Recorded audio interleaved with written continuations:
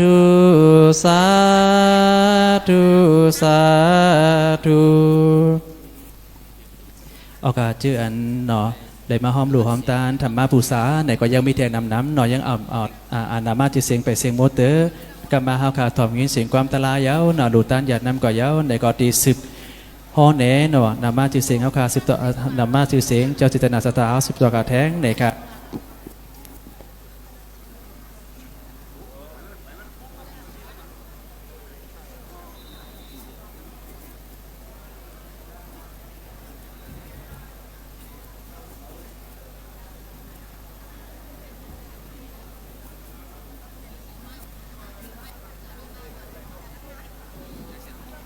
ဦးစန်းရှန်ဒေါ်နန်းကျင်တို့ရဲ့မိသားစုမှာလည်း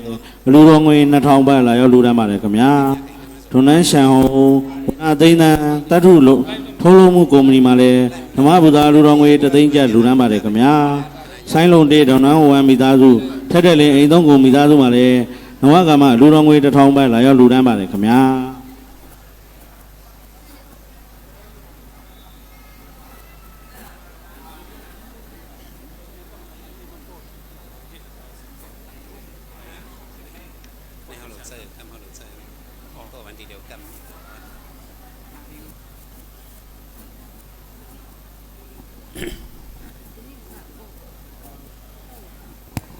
ย่อหมายมีมาแทงเนาะอาจารย์นันเล้าเนาะนักของเป็นก้าวลูกเต่าตั้งหอตั้งเฮิรนในก็มีจิตใจเจตนาใจเปิกเย็นข่าวใสเสียแล้วอ๋อดีครับธรรมะผู้สา300 บาทที่เขายามเหลียวฮอดแผ่วถึงมาข้าวยามเฮาคาเตถอมเตเย็นดินทำตราโรพระเป็นเจ้าเยาในผู้ทำเย็นตรากูปู่กูนายกูหญิงกูใจกูก็กูกวนขาอ่อนกันนิมโตนิมเจ้าชื่อเผ่าตันมันเสลทอมเย็นตราโรพระเป็นเจ้ากว่าขาสาธุสาธุสาธุโอติคาโนติคาโอติคาโนติคาโอติคาโนติคาเมื่อจันวันในสู่หอดแถวถึงมาปีธรรมศาสนาปุกธรรมญาติอามุนคำพระเปลี่ยนเจ้าเฮาขาปืดจืนเปืองหึงถึงที่คืนในมีมาสองเฮงหาปาก60 3ว่าปีไตเฮาขามีมาสองเฮงไปปาก13นี้ปีก็สามีมาเฮง3ปาก80เอ็นดีหอดดีถึงมาเดือน12เมื่อจืนขึ้นในมา1วันปีเครียนมีมา28 วัน10เดือน2เฮง19มือตันวันในสังไรซ้อมเอาหลวงต่างอันเป็นตนคู่หลวงเจ้าเป็นเจ้าเอกามหาสัทธมมาโสติกาทัสสะปัฏนานายกาตนคู่หลวงเป็นเจ้าพัฒนดาปิญญาสามีสักก็เจ้า80 ปีว่าโตเจ้า61ว่าเจ้ากวนวัดยองพระหลวงอามญาติมูนีเวียงคำเรียกเจ้าเป็นเจ้าเฮานายสำนังว่าอยู่รวยยุ่งนาม2ป่าคันธาหาป่าเป็นมาลูกว่าอยู่รวยอนิจจามันอเมตุขาขันเจ้าสังเรีอนัตตาโตหาอัมเลยว่าสับสวยโยกาอนาเก่า10ไป6ตกถึงตนโตยศอำหายยาอำเชียนเลคุณได้มรณามายันเอารวมเจ้าเฮายืดถาดผาดยันวัดว่าผมป้าลุงน้องตะเปตะกาไล่ล้วนกว่าเข้าส่วนหมากหาคำเมื่อวันที่7วันเก่าเดือน2เฮง19เฮง3ปาก80เอ็นนี่เหลือน10เมื่อเก่าคำข้าวยำเก่ามอง15เมตรกลางคำนั้นเสียพองยามไปตู้ไปตันไปถึงวันอันยองหอบยุกเอายุกกลาบคาบตู้ตวนคู่หลวงเจ้าเฮาอันติมาเอกอิสาบนาต่างขึ้นกวางไผกำลืนสุนาน สังอันมีตั้งลูกน้องตะปีเจ้าคู่เจ้าสังตะกาสังฆาโตเจ้ากูตนกูปากูวัดกูว่ากูการกูจองความปองตะกาเจ้าเฮากูตีกูตังตีสัมตีไก่ตั้งเสียงอัมพาอัมปงอัมดวงอัมเลื่อมเสียเดจังได้โฮมกันตีตั้งเฮ็ดเป็นปางปล่อยสาปนาเห็นดูเห็นตันตอบเต้นอาสริยากูเฮ็ดเป็นปังทอมยินทำตราดอกพระเป็นเจ้ากูคำเฉลี่ยกูโสพรดีไล่เฮ็ดไล่สร้างตั้งใหญ่ตั้งนำจะในทรงเมียงยืนปันถึงคนคูหลวงเจ้าเป็นเจ้าเฮาไล่ฮับเอาถึงโตถึงคิงเยอะนำสีเลเฮาไล่หอดถึงสุกติภาวะศาสตร์กลปานพีถึงหลีเมืองคำนิกปานยาลันยากลางเยืองอันหนังไหนสู้ตวงหนังไหนเสียเย้าที่ขาเล็กในขึ้นในก็สั่งดังมีมาอันเปลี่ยนเจ้าคู่หลวงเฮาขาพัดดันดาสุขมิงตาเจ้าคู่สุคำต่างยานศาสนาเตกาติรามหาธรรมาสริยา PAMA เอกามหากามาฐานาสริยาวันลอยถึงคำเบียงคำมูเจหอดเผาถึงมาเสียเอาป่าเอาทำตราดอกพระเป็นเจ้าเตมาลูตันติสนาหอปันเฮาคาชิงนายิงใจตั้งหมดตั้งเสียงเฮาโปไหลถ่อมไหลยินบาเจิงดังในที่ขาเลตัวเหลียวในถึงมาข้าวยำเตะทอมเตียนยินดินทำตราดอกพระเป็นเจ้าอันเจ้าคู่เฮาขาติสนาลาดหอปันว่าจึงดังไหนที่ขาเลเฮาขาสังตักอัมพาอัมปวงอัมลวงอัมลืมคู่ตะไลเข้าเจอทบคู่ตะไลเข้าเจอถึงเจ้าอันสู่เจ้าเข้าเป็นสมาธิว่าผีทอดผีหยาดผีเปิดตัวเปิดชิงเฮาขาผีเปิดเฮดเปิดเยเฮาขาผีเปิดนำที่กินผีเปิดดินที่อยู่ผีเปิดวานผีเปิดเมืองผีเปิดดินเพียนจำปูที่ป่าผีเปิดกำพาผีเปิดศาสนาตมญาติอามุนคำราเป็นเจ้าผีเปิดวิหารการจองของเสียงผีเปิดทำเจ็ดผีเปิดถาดเสียจีกองมูหอมปูผีเปิดสลบสลาหงทำธรรมายงผีเปิดวานผีเปิดเมืองผีเปิดหอยผีเปิดลอยผีเปิดทนพาเหมาวุ่นตาผีเปิดอากาศกองกลางหาวคุณเหล่านักขาดเดียมปัดสัตราผ่านอยู่กันมิ่งหมู่ปูแทงคุณพลคุณลมคุณเลินคุณวานความตันหมื่นตึกสัจจาวราอนันตาสัจจาวลีเมาเจเมืองพีหกปางเมืองสางสาวทาบจับถึงโลกาปาลาคุณพีหลวงสีเจ้าสีปาอยู่เป้าสีนาเมืองสีภายกับกายโหห่างกลางหิมวันตวนวันออกประหว่างประจานตั้งเสียงห่มป้าเจ้าเมืองหลวงเฮาขาเมืองคำตาชีเล็กกูวันกูสวนกูเปิกกูปอกูยอมกูเอิงกูยองกูตีกูตัง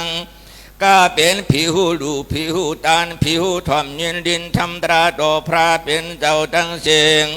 อัมหูอัมยินอย่าเปมีเจอว่าขาอ่อนกันจายินกูเจ้ากูปาเสเลจ้ามาขาจ้ามาขาจ้ามาห่มเฮาขาทอมยินลินทำตราดอกพระเป็นเจ้าตีตำฐานาปังปล่อยสาปนาตวนคู่หลวงเจ้าเป็นเจ้า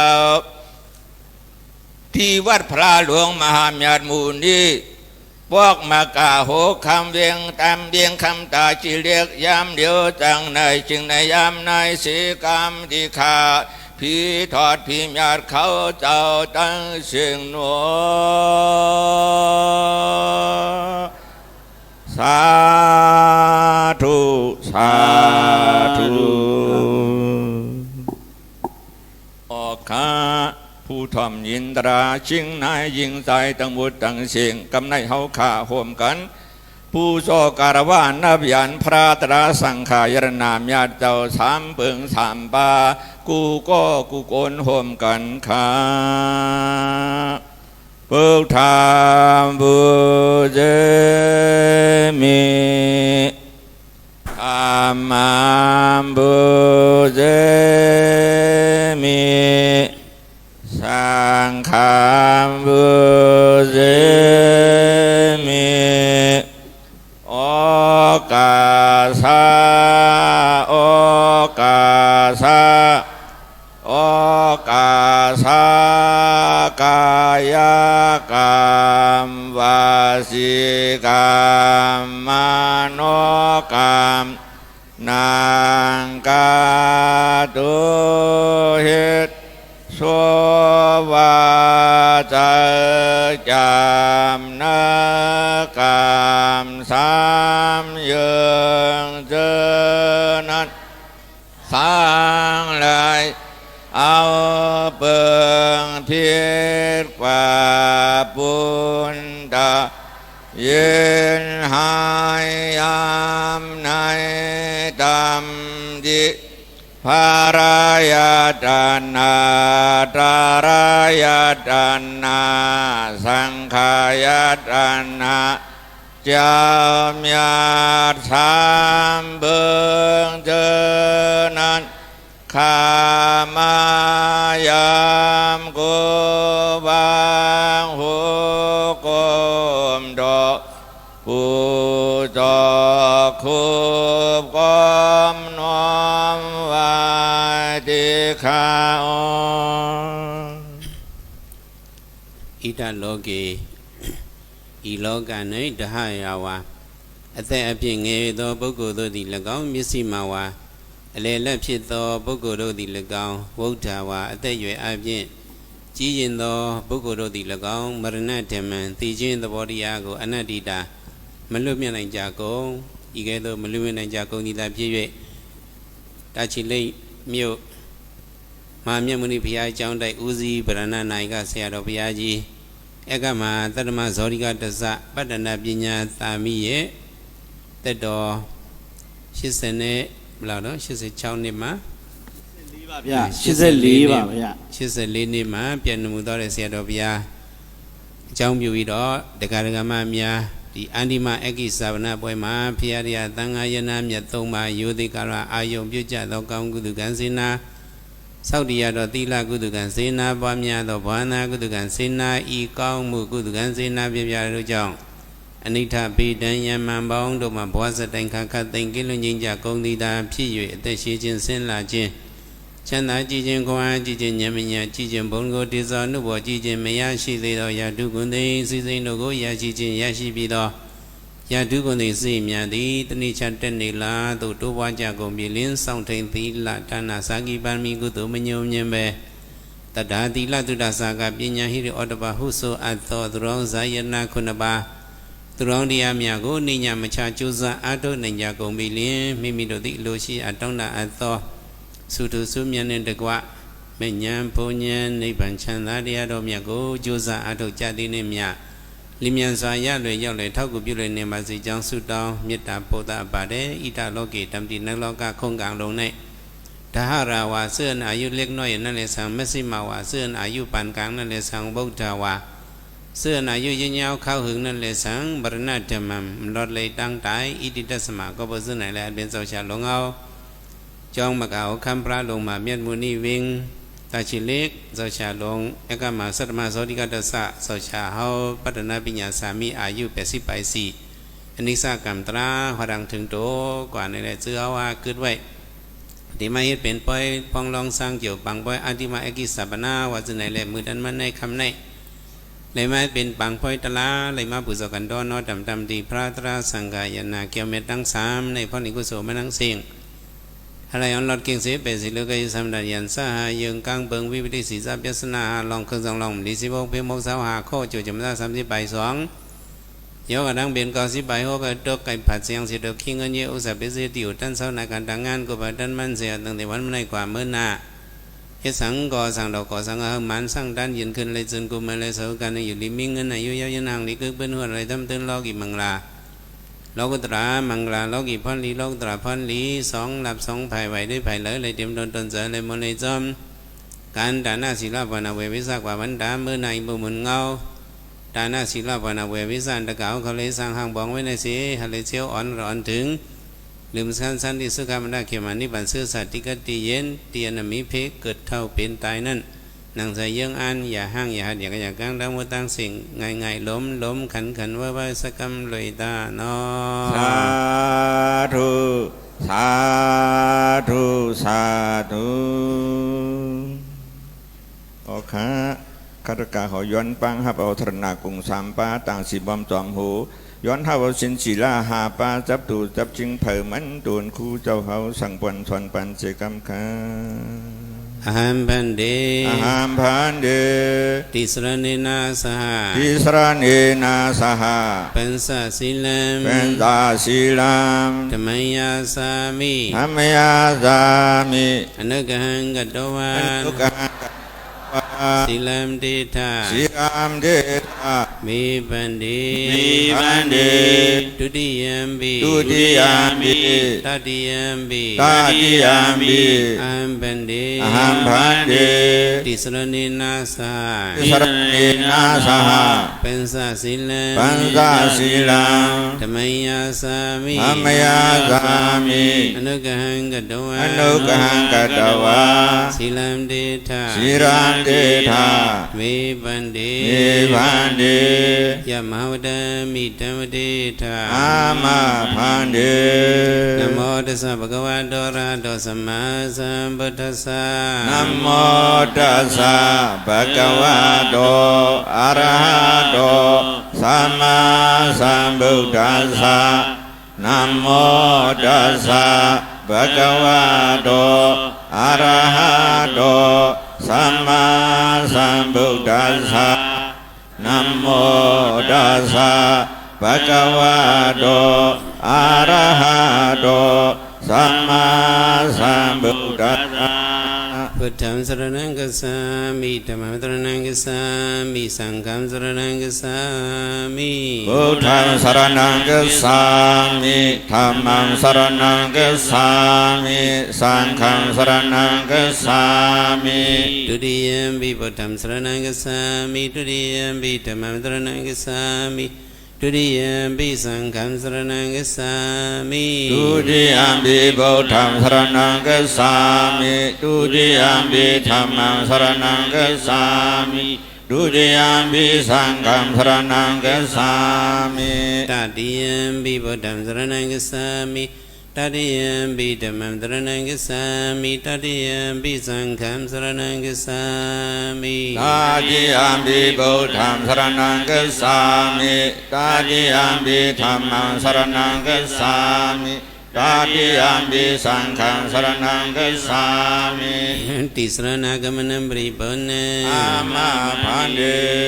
ปานาติปตาเวลามนิสิกขาปะนัมมาติยามิ ปานาติปาตาเวรมณีสิกขาปะทังสมาธิยามิ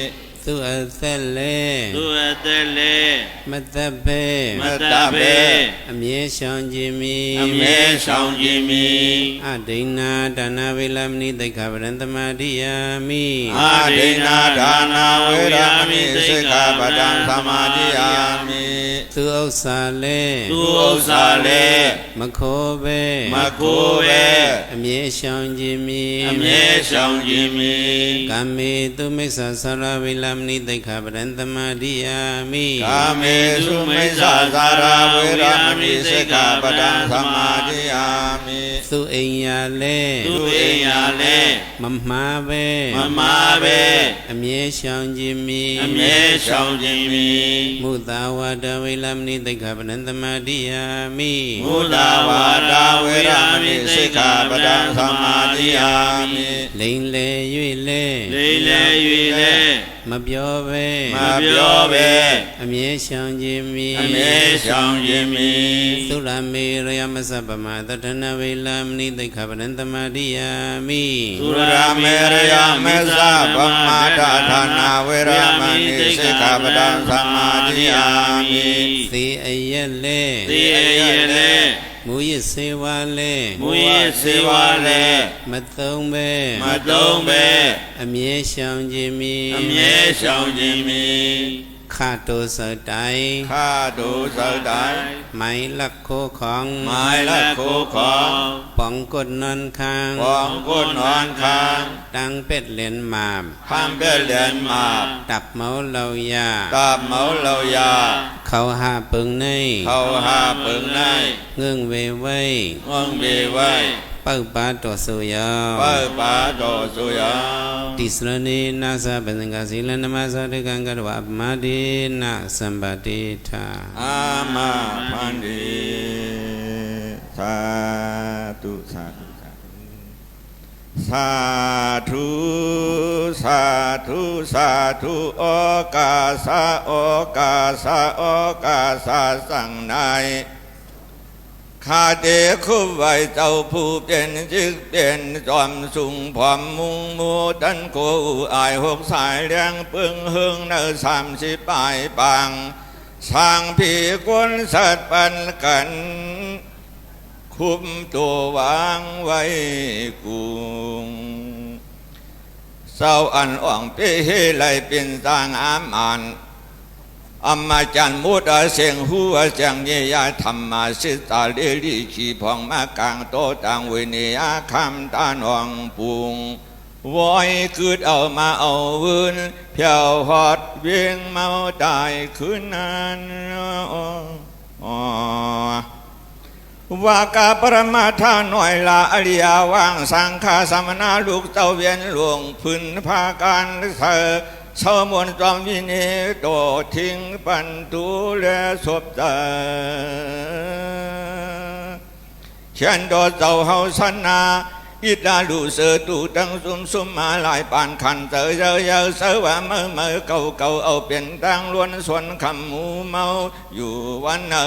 น้ำโอสินวางยนเพอก็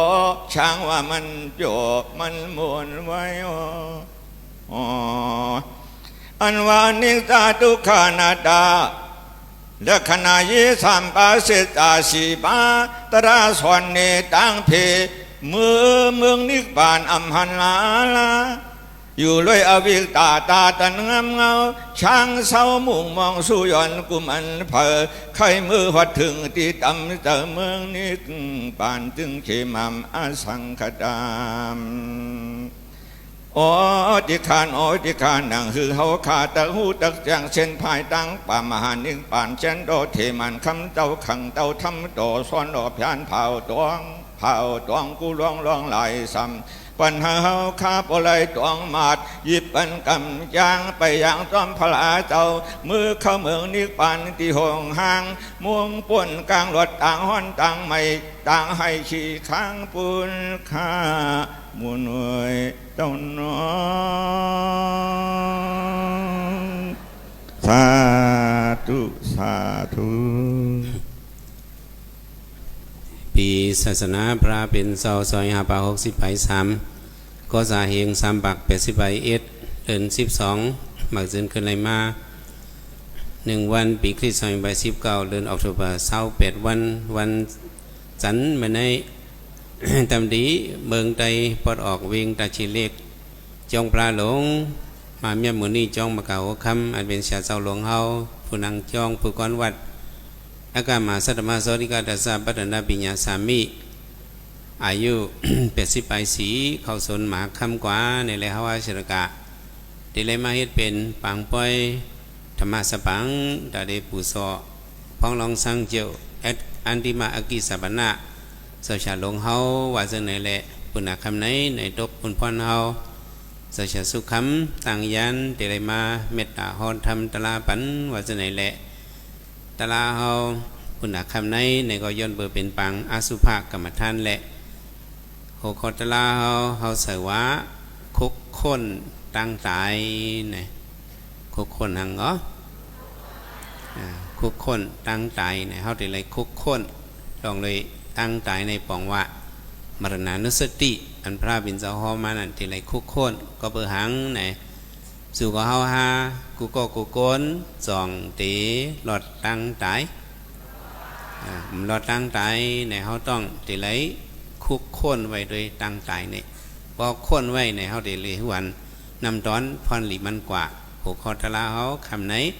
เฮ เขาสัตว์สิวะคุกค้นต่างตายคุกค้นหังเหรอဒီကနေ့ဘုန်းကြီးရဲ့တရားကတော့ဒါအတုပကိစ္စနဲ့ပတ်သက်တဲ့အတွက်ကြောင့်ဆရာတော်ဘုရားကြီးကိုဒါသဗ္ဗဒါနံဓမ္မဒါနံစိနာတိဆိုတဲ့အတိုင်းတရားနဲ့ပူဇော်တဲ့အလှူပဲဖြစ်ပါတယ်ဒီကနေ့တရားကိုဘုန်းဘုန်းကဒါအတုပကမ္မထမ်းနဲ့ဆိုင်တဲ့အတွက်ကြောင့်ဒါမရဏနုတ္တိကိုပွားများခြင်းပါပဲဒီနည်းအားဖြင့်သေမင်းကိုဆန်းစစ်ခြင်းဘာကိုဆန်းစစ်မှာလဲဘာကြောင့်ဆန်းစစ်ရမှာလဲဆိုတော့လူတိုင်းကနော်သေဖို့ဆိုတာလူတိုင်းကမလွတ်နိုင်ဘူးမလွတ်နိုင်တဲ့အကြောင်းဒီသေမင်းကိုကိုကဆန်းစစ်ကြည့်ရမှာသူ့အကြောင်းကိုသိထားရင်တကယ်တမ်းကြုံတဲ့ချိန်ကျတော့လူကတတိရှိနဲ့နော်တတိလည်းရှိမယ်သတ္တိလည်းရှိမယ်သေမင်းကိုရင်ဆိုင်နိုင်စွမ်းရှိဖို့ဘုရားရှင်ကအာလုံးဟောတာပြီးသားဖြစ်ပါတယ်ဒါကြောင့်ဒီနေ့ကိုဘုန်းတို့ကသေမင်းကိုမရဏနုတ္တိမရဏနုတ္တိကမ္မထာယသေမင်းကိုဘုန်းကြီးကအောက်မေ့တဲ့အနေနဲ့ဆန်းစစ်ကြည့်မှဖြစ်ပါတယ်ဒါကြောင့်လည်းဣဒလောကေဒီနလောကလုံးနဲ့တဟရာဝါซึ่งอายุเล็กน้อยเลยสังมิสิมาวาปานกลางเลยสังบงตาวาอายุยืนยาวอยู่เข้าหึงนั่นเลยสังมรณะธรรมลองเลยตั้งตายมานั้นอนัตติตาหลอดกลางเลยเนี่ยตั้งตายมานั้นอันเล็กสีเฮาเจ้านั้นตะกาวเขาวนด้วยคนด้วยอันเล็กเฮาเจ้านั้นตายกว่าในสองมีหลายก้อยสองอันเลยมาอ่านเลยอันเล็กเสียเฮาเนี่ยก็ตายกว่าดังนำตาหาราวะอันเล็กเฮาก็ลูกอ่อนก็น้อยๆก็มันสั่งตายกำลังตายเนื้อสันทีก็ยังตึกสั่งตายดังตายหน่วยนั้นเล็กๆก็สั่งหอดถึงมาตาหาราวะอันแต่เพียงเงยได้ปุกโกดีละกองเนี่ยมิสิมาวะเลยและพิษได้ปุกโกดีละกองวุฒาวะอันแต่เพียงจีนได้ปุกโกดีละกองมรณะธรรมသိခြင်းသဘောတရားကိုအနတ္တိတာမလွတ်မြောက်နိုင်ဘူးတဲ့ဒါကြောင့်သူပတ်ဝန်းကျင်ကပုဂ္ဂိုလ်တွေစဉ်းစားကြည့်ဆင်ခြင်ကြည့်သုံးသပ်ကြည့်ပါငယ်ရွယ်တဲ့ပုဂ္ဂိုလ်တွေအများကြီးကိုယ့်ထက်ငယ်ရွယ်တဲ့ပုဂ္ဂိုလ်တွေအများကြီးဒီလောကထဲကနေစောစောစီးထွက်ခွာသွားခဲ့ကြပြီမျက်စိမှာဝါကိုယ်နဲ့ရွယ်တူအလယ်လက်ဖြစ်တဲ့ပုဂ္ဂိုလ်တွေလည်းဒီလောကကြီးမှာထွက်ခွာသွားတာအများကြီးဆုံးသွားတာလည်းအများကြီးရှိတယ်မျက်စိမှာဝါซื้ออันอายุปานกลางลูกหายตายค่อยอันเขาโหมาเป้งกันอายุปานกลางนั่นเนี่ยก็ลูกหายตายกว่าสองน้ำมามีหลายก็สองได้อ่านเลยอ่านเลยวุฒาวะซื้ออันอายุอย่างนั้นก็มรณะธรรมลองได้ตั้งใจในอนัตติตาอำหลอดกลางเลยในซื้ออันใหญ่สีเฮาตายกว่าในก็สองเฮาอ่านเลยอ่านเลยตายกว่าตั้งอย่างตั้งนำก็เป็นสิ่งไหนเละเฮาหลงคุกค้นวนด้วยลองตั้งตายอย่างกูแท้อยู่ดูแต่บุกกูเลยเลยส่งมาตัวได้มีอาชีพสิทธิ์ลูกกูแท้วุฒิว่าแต่อยู่อาชีพจีเดบุกกูเลยส่งตัวได้เลยถ้ามีอาชีพสิเกตด้วยเจ้าถ้าตีเชียนเจ้ากูกูว่าสินเชียนยามเมตีเชียนเนี่ยยินดีองกูว่าสิ่งเนี่ยยินส่งยินดีองกูว่าสินเชียนยามเมที่โลกายสุยายรอตีเชียนเจ้าเปียวเองလူတွေကသိမကြားချင်ဘူးအမင်္ဂလာလို့တချို့ကအဲ့လိုယူဆတယ်ကိုယ်နဲ့ပေါ်လာလောင်တန်းတိုင်းနဲ့เพิ่มเคยยินยีมาลัดมีมังกรมังกรลงมาจากไหนมันเคยยินตั้งใจเนี่ยเพราะขี่รถขี่ก้ากว่าซ้อมกันเสียก็เสียโกนมาฟังสติเอาปันว่ากระดิ่งในมือวงปุ่นน่ะเนาะการมาปีนเฮก้นตายเป็นสามโกเนี่ยพวกเสียก็มาว่าจากไหนเขาขี่รถก้าซ้อมกันเนี่ยเขาใครจะลำตัวก็อันวานั่นเลยซบมึงว่าทางพิงนี่ละมันเคยยินตั้งใจที่เตมันอันมันว่าซึ่งนั้นมันปั่นสติเฮายังหลุดไหลขอบใจต่างกุนหมุนกีซูหรือมันพวกเพียวกันในเจ้าโลเจ้าก้าก็หลุดพังสติห่อเนี่ยเฮายังหลุดขอบใจต่างกีซูหรือมันเฮาต่างเฮากับต่างสร้างผิดหรือมันอย่างมรณะเจ้า သေခြင်းအကြောင်းပြောရင်လူတွေကအမင်္ဂလာလို့အဲ့လိုယူဆတယ်အမှန်တည်းကတော့သေခြင်းအကြောင်းဆိုတာအမင်္ဂလာမဟုတ်ဘူးဒါသစ္စာကိုပြောတာခရီးထွက်တဲ့ချိန်မှာကားစီးသွားတယ်အတူတူကားစီးသွားတဲ့ချိန်မှာကိုဒီခရီးသွားဖို့တယောက်ကများဒီနေရာအရင်တပတ်တုန်းကလေကားမှောက်တာလူ3ယောက်လောက်သေသွားတယ်အဲ့လိုပြောရင်ကိုတို့ကအဲ့ဒီစကားကိုမကြားချင်ဘူးနော်မကြားချင်ဘူးဟိုပြောတဲ့ပုဂ္ဂိုလ်လည်းဟာမင်းပါဇက်ကြီးကကွာပါဇက်ပုတ်ကြီးကအဲ့လိုနော်မကြားချင်ဘူးအမှန်ကတော့အဲ့လိုပြောတာကိုပြောတဲ့သူကိုမိမိတို့ကကျေးဇူးတင်ရမှာ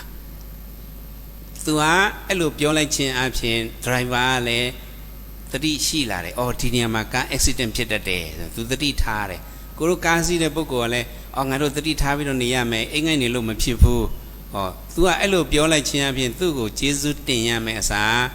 များသောအဖြစ်သူ့ကိုပဲအပြစ်တင်ကြတယ်တကယ်တမ်းကျတော့ဒီသိချင်းတရားဆိုတာကရှင်းရှင်းပြောရရင်ဒီအိန္ဒိယရဲ့လွတ်လပ်ရေးဖခင်ကြီးမဟာတမခန္ဒီကသူစကားတစ်ခုပြောခဲ့တယ်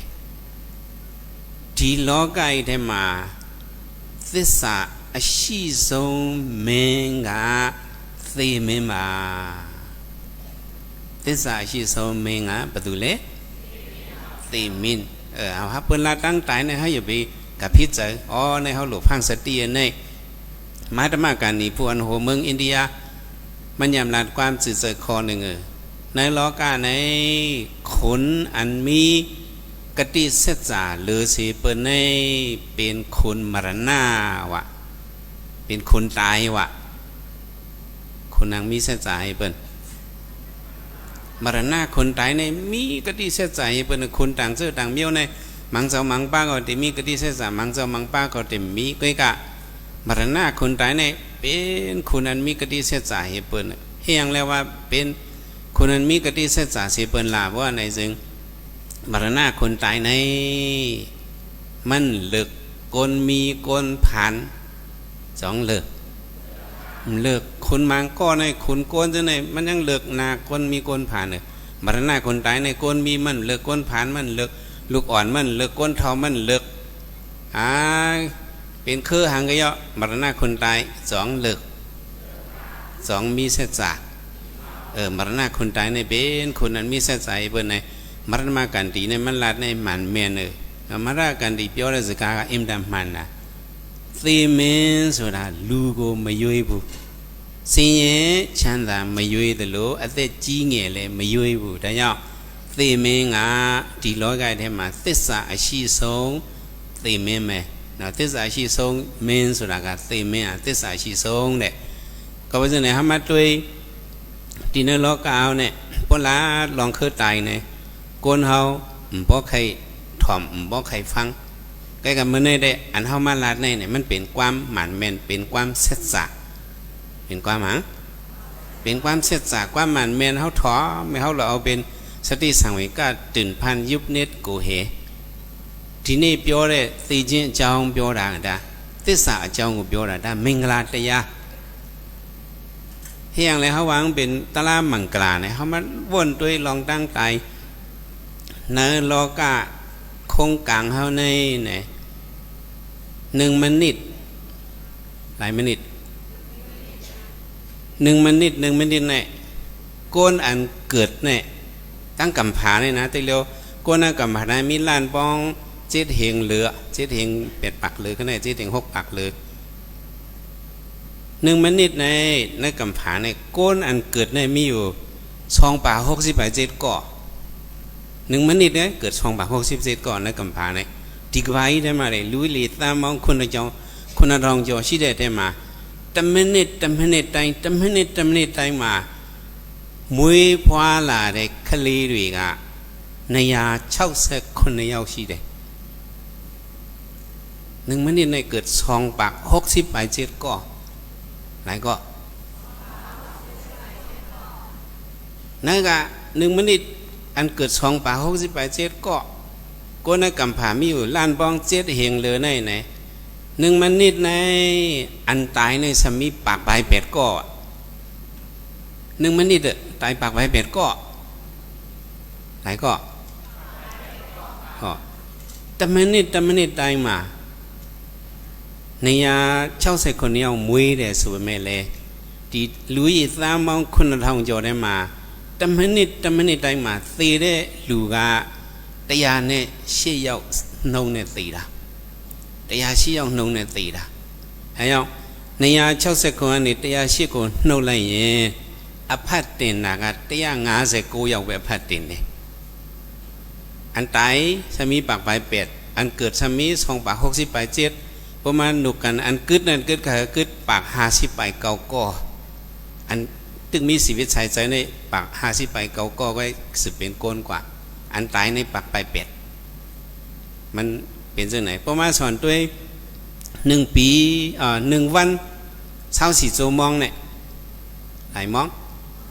24 ชั่วโมงเนี่ยโกนเกิดในสามีกะเฮเนี่ย24 ชั่วโมง1 วันเนี่ยโกนเกิดในมี384,000เฮงตอนนี้ก็มวยได้เสียงเลยดีกว่าลงมามวยได้เสียงก็3,800,000ทองเรามวยได้ตอนนี้ก็นั่นใช่เลยไหนก็3,800,000ทองมวยได้ตีได้เสียงเนี่ยดอกตอนนี้นั่นใช่เลยไหนมาตีได้เสียงก็แต่เสียง5,600,000ทองเราตีได้1 วันเนี่ยอันก้นตายเนี่ยเนาะอันก้นตายใน1 วันเนี่ยมี156,000เฮงก็ขนาดวะในเปิ้นนับตัวเนี่ยโหก้นเปิ้นนับตัวโหก้นในลกในกำผาเนี่ยเห็นป่ะเนี่ยอันกึดอยู่นั่นสำกึดกาหือในแต่1 วันเนี่ยอันเกิดอันตายเพราะมาถอยกันด้วยเนี่ยอันกึดอยู่ในกึด229,000เฮงเนี่ยอันกึดเนี่ยเนาะอัตตินเจนาเรา2,200,000เรากะถ้าอัตชินและชีเดปุกุบแต่ตอนนี้สาอันนี้เนี่ยด้วยอารมณ์อยู่สิ่งอารมณ์ทวดเลยตอนนี้สาด้วยแต่จีเม1 ปี365 วันต้องอย่างเช่าใส่งานเยี่ยมมาตอนนี้มาลูเรกะเปล่าที่มวยเลยสุดตามบอง140เนี่ย4 သိန်းလောက်မွေးတယ်140နဲ့4 သိန်းเนาะ1 ปีซ้ำก้นอันเกิดในมีปาก40เนาะ100,000ป้องล้านป้องปาก40 ล้านไป400,000เนี่ยอันเกิด1 ปีเนี่ยเกิดขนาดโคนเอาเนี่ยอันตายซ้ำมีกะคือใน56 ล้านไป700,000ว่ะอันตาย1 ปีเนี่ย1 ปีในก้นตายใน56 ล้านไป700,000ในตาย1 ปีในตายขนาดเพราะใน1 ปีในก้นเขาอันเกิดเหอันตายเหมาถอนกันด้วยในกึดกาคืออันกึดอยู่นั่นกึดอยู่83 ล้านไป600,000อันนี้เป็นสอนด้วยเช่นหมายก้นเขาอันเกิดอันตายใน1 ปีในเป็นขนาดเขาอันกันต้องไว้อีกหนึ่งเนาะตอนนี้มามวยได้สิ่งกาလူကြီးတန်ပေါင်း140နဲ့4 သိန်းကမွေးတယ်56 သန်းနဲ့9 သိန်းကသေတဲ့စီးရင်ထဲပါတယ်တစ်နှစ်မှာအတရင်ကြံတဲ့လူကြီးက83 သန်းနဲ့6 သိန်းကျော်လောက်အဲ့ဒါကြံခဲ့တာဒီလိုတွဲကြည့်လိုက်ရင်တစ်နေ့မှာ1 မိနစ်တိုင်းမှာ108 ယောက်နှုံးနဲ့သေတယ်1 มินิตในก้นเขาตายอยู่ปากไป8 ก้อนวันนั้นสุกเขาวันหนึ่งเจ้าห้อมปลาในนั่นใน2 เดือนว่าอะไรตื้นหลอดเหกาะ2 เดือนหลอดอะไรเหกาะตั้งตายนั้นมันกับไก่เฮากูก่อแล้วทีนี้ใจดีซีนแท้มาตีได้ซีนมาดูด้วยกะโซดาพี่น้องจันดาพี่แต่เชงมาหูแต่เชงที่ตีได้ซีเนี่ยมาลูได้ป่าตัวจำมาไปไอ้ยังตีเชนตะบอดีอาสันดาโลกาเย่สภาวะนิยามมาปะลงในตั้งตายนั้นนี้มันเป็นสภาวะหลกโคงกลางลงในยาวกับในเละเข้าหลงในป่องใส่ตั้งตายนั้นก็มี4 မျိုးมันในขลัดในอีกหนึ่งตีเชง4 မျိုးရှိတာပေါ့อายุเขนะกัมเมเขนะอุปยเขนะอุปิสิตกะกัมมะဆိုပြီးတော့သိချင်း4 မျိုးအကြောင်းနဲ့ပြောချင်ပါတယ် เขาได้รัดในลองตั้งตายอีกหนึ่ง ตั้งตายในมีสี่เมียวในตะกาวเขาต้องไว้อายุขยีหน้าในโกนาในเพราะอายุมดในก็มันต้องเป็นอะไรตายเพราะอย่างมดอายุมดก็เป็นอะไรตายอายุคนเฮากับปัญญามเหลียวในอายุคนเฮาพบพัดผิงกันเนี่ยมีหมอก10ไป5ปีวะมีหมอกกะหือเจอกุศลอย่ามุนลีมุนแห้งอย่าก็เขาได้อยู่ถึง80 90 1ปากจำในก้นกุศลกำแห้งเพราะกุศลกรรมซ้ำโอนซ้ำกำพองก็ตั้งถึง75 ปีไปตั้งถึงเตอก็เขาก็ลู่หายตายคอยก็มีตั้งนำเอาตาหาราวะเสื้อเลี้ยงน้อยให้ตายในก็สองมีไปตั้งถึง75ตายสองมีเพราะอายุทวนถึง75ในตายกว่าในห้องว่าอายุขยินน่ะบอกว่าอายุมันเสี่ยงอะไรมันตายในเมื่อเรื่องเฉียดเจ้าหลวงเขาหลอนกว่าในก็เขาจะได้อยู่กว่า80ไป4ในเลือกว่าอยู่ซ้อมปุนลีกุโสเขาเจ้าในบอกว่าอายุขยินนะอายุเขาเสียงเอานมาดิเจอายุขยินนะสุดละงะเสร็จนั้นกงโลตีทรงนะพญาชินเล็ดดงกะพญาปุ้นได้เชิงมาเมียสาวพญากะลูเสร็จนั้นนิตยามาพญากะปุ้นดาตยาเนี่ยตะติงจามาพญาปุ้นดาบอกขอธรรมาพญาอย่าดอเนี่ยตยามาพญาป่วนเดพญาผิดเดแต่แม่ดีขี้จีกะโลภะโทสะတွေထူပြောကိလေသာတွေထူပြောတဲ့အတွက်လူတွေရဲ့အသက်ကတဖြည်းဖြည်းနဲ့တိုးလာတာနှစ်ပေါင်း100မှာတစ်နှစ်ရော့တယ်100မှာတစ်နှစ်ရော့တယ်အခုသာနာနှစ်ပေါင်း2500ကျော်ခဲ့ပြီဆိုတော့လူရဲ့သက်တမ်းက25နှစ်လောက်ရော့တော့သက်တမ်းပြမ်းမြအနေနဲ့သက်တမ်းက85နှစ်ပဲကျန်တော့တယ်။အဲ85အထိနေတဲ့ပုဂ္ဂိုလ်ဆုံးသွားရင်အဲ့ဒါအာယုခယေနသက်တမ်းကုန်လို့ဆုံးသွားတာ။သက်တမ်းကုန်လို့သိသွားတာ။ဒါအာယုခယေနလို့ခေါ်တယ်။နံပါတ်2ချက်ကမ္မခယေနကမ္မခယေနဆိုကြတော့ကံကုန်လို့ဆုံးသွားတာ။တချို့ပုဂ္ဂိုလ်ကလည်းကံကုန်သွားတယ်လူဘဝမှာနေရဖို့ကံနေကုန်သွားတယ်ဆိုရင်လေအဲ့ဒါသိဆုံးကြရတာပဲမိုင်းဆောင်กรรมเขนะกรรมเขนะเนี่ยบอกว่ากรรมมันเสี่ยงว่ะอีหยังเสี่ยงพวกกรรมเฮาเสี่ยงในก็กรรมเฮามุนลีเฮาอันนั้นเลยมาอยู่ในเมืองก้นในกรรมเฮาเสี่ยงในก็ก้นเฮาก็มันก็เลยตายกว่าหมาย3อุปยคเยนะอายุก็เสียงกรรมก็เสียงซ้อมกันทั้ง2มิว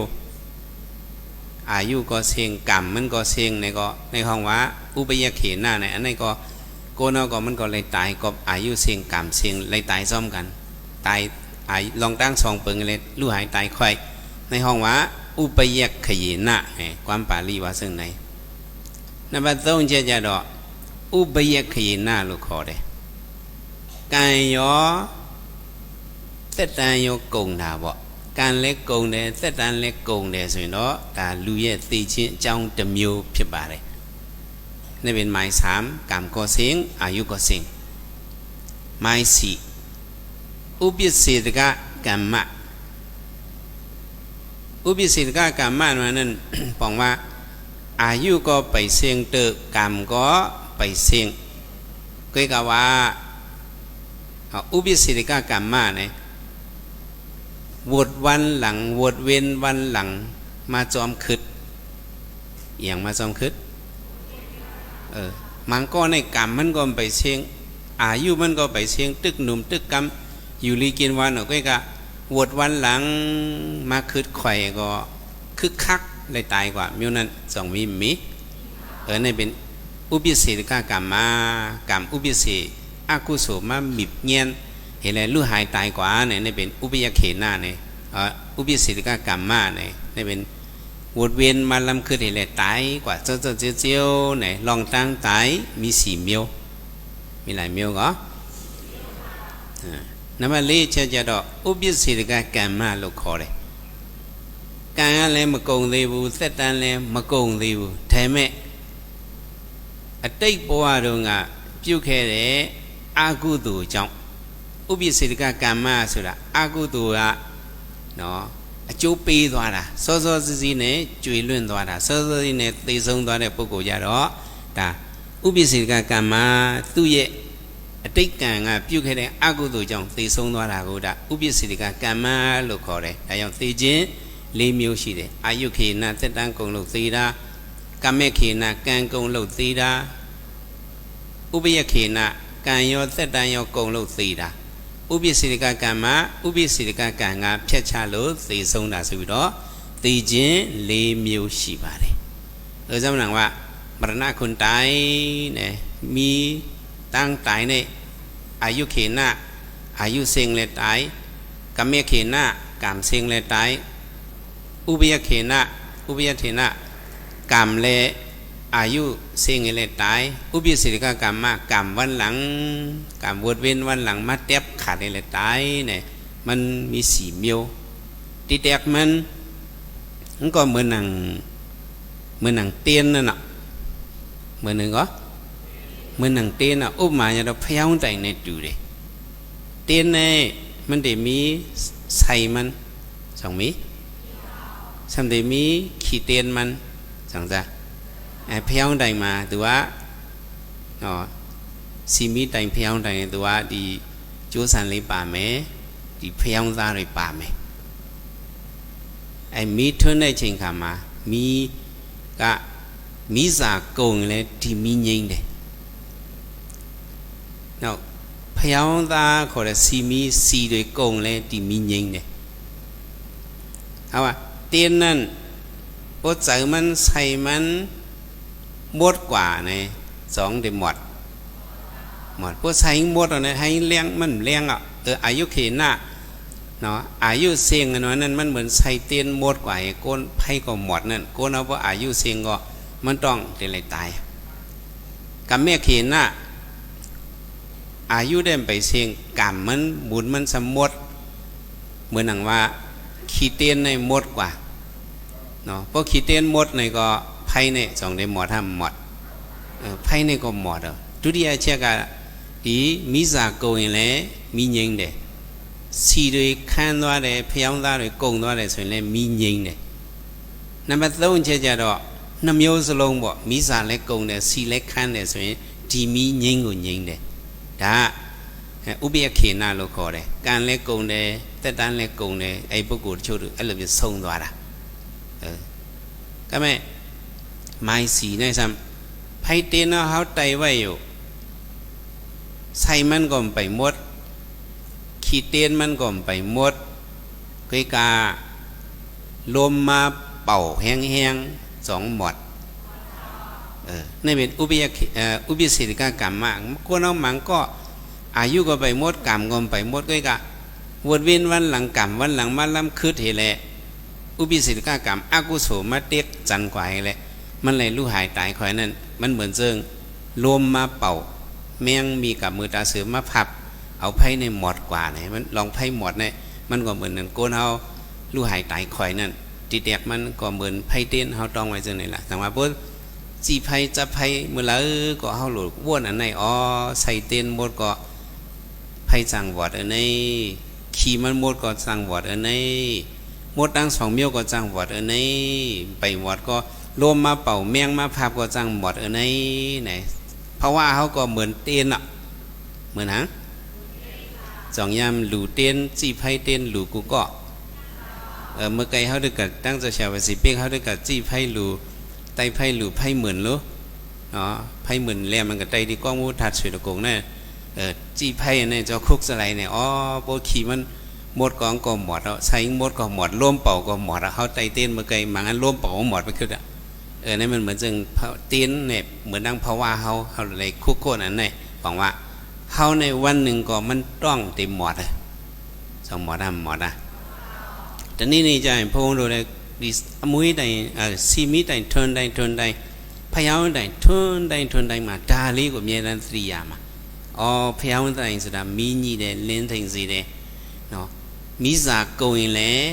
มีเงินไหนเดซีเดไอพยาวตาโกงเลยมีเงินไหนตัวน้ำยศลงโกงเลยมีเงินไหนเด อ๋อနှမျိုးစလုံးမကုန်သေးတော့ညာလဲဒီပယောဂကြောင့်ပေါ့လေတိုက်တာဖြစ်မယ်ပိုးဖလန်တွေဝင်တိုးတာကြောင့်ဖြစ်မယ်ဒီမီငြိမ်းသွားနိုင်တယ်လို့ကိုယ့်ရဲ့ဘဝလည်းဒီတိုင်းပဲ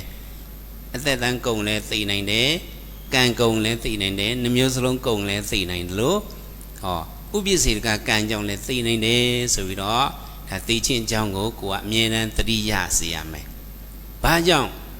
သိချင်းအကြောင်းကိုစဉ်းစားသတိရစေရသလဲဆိုတော့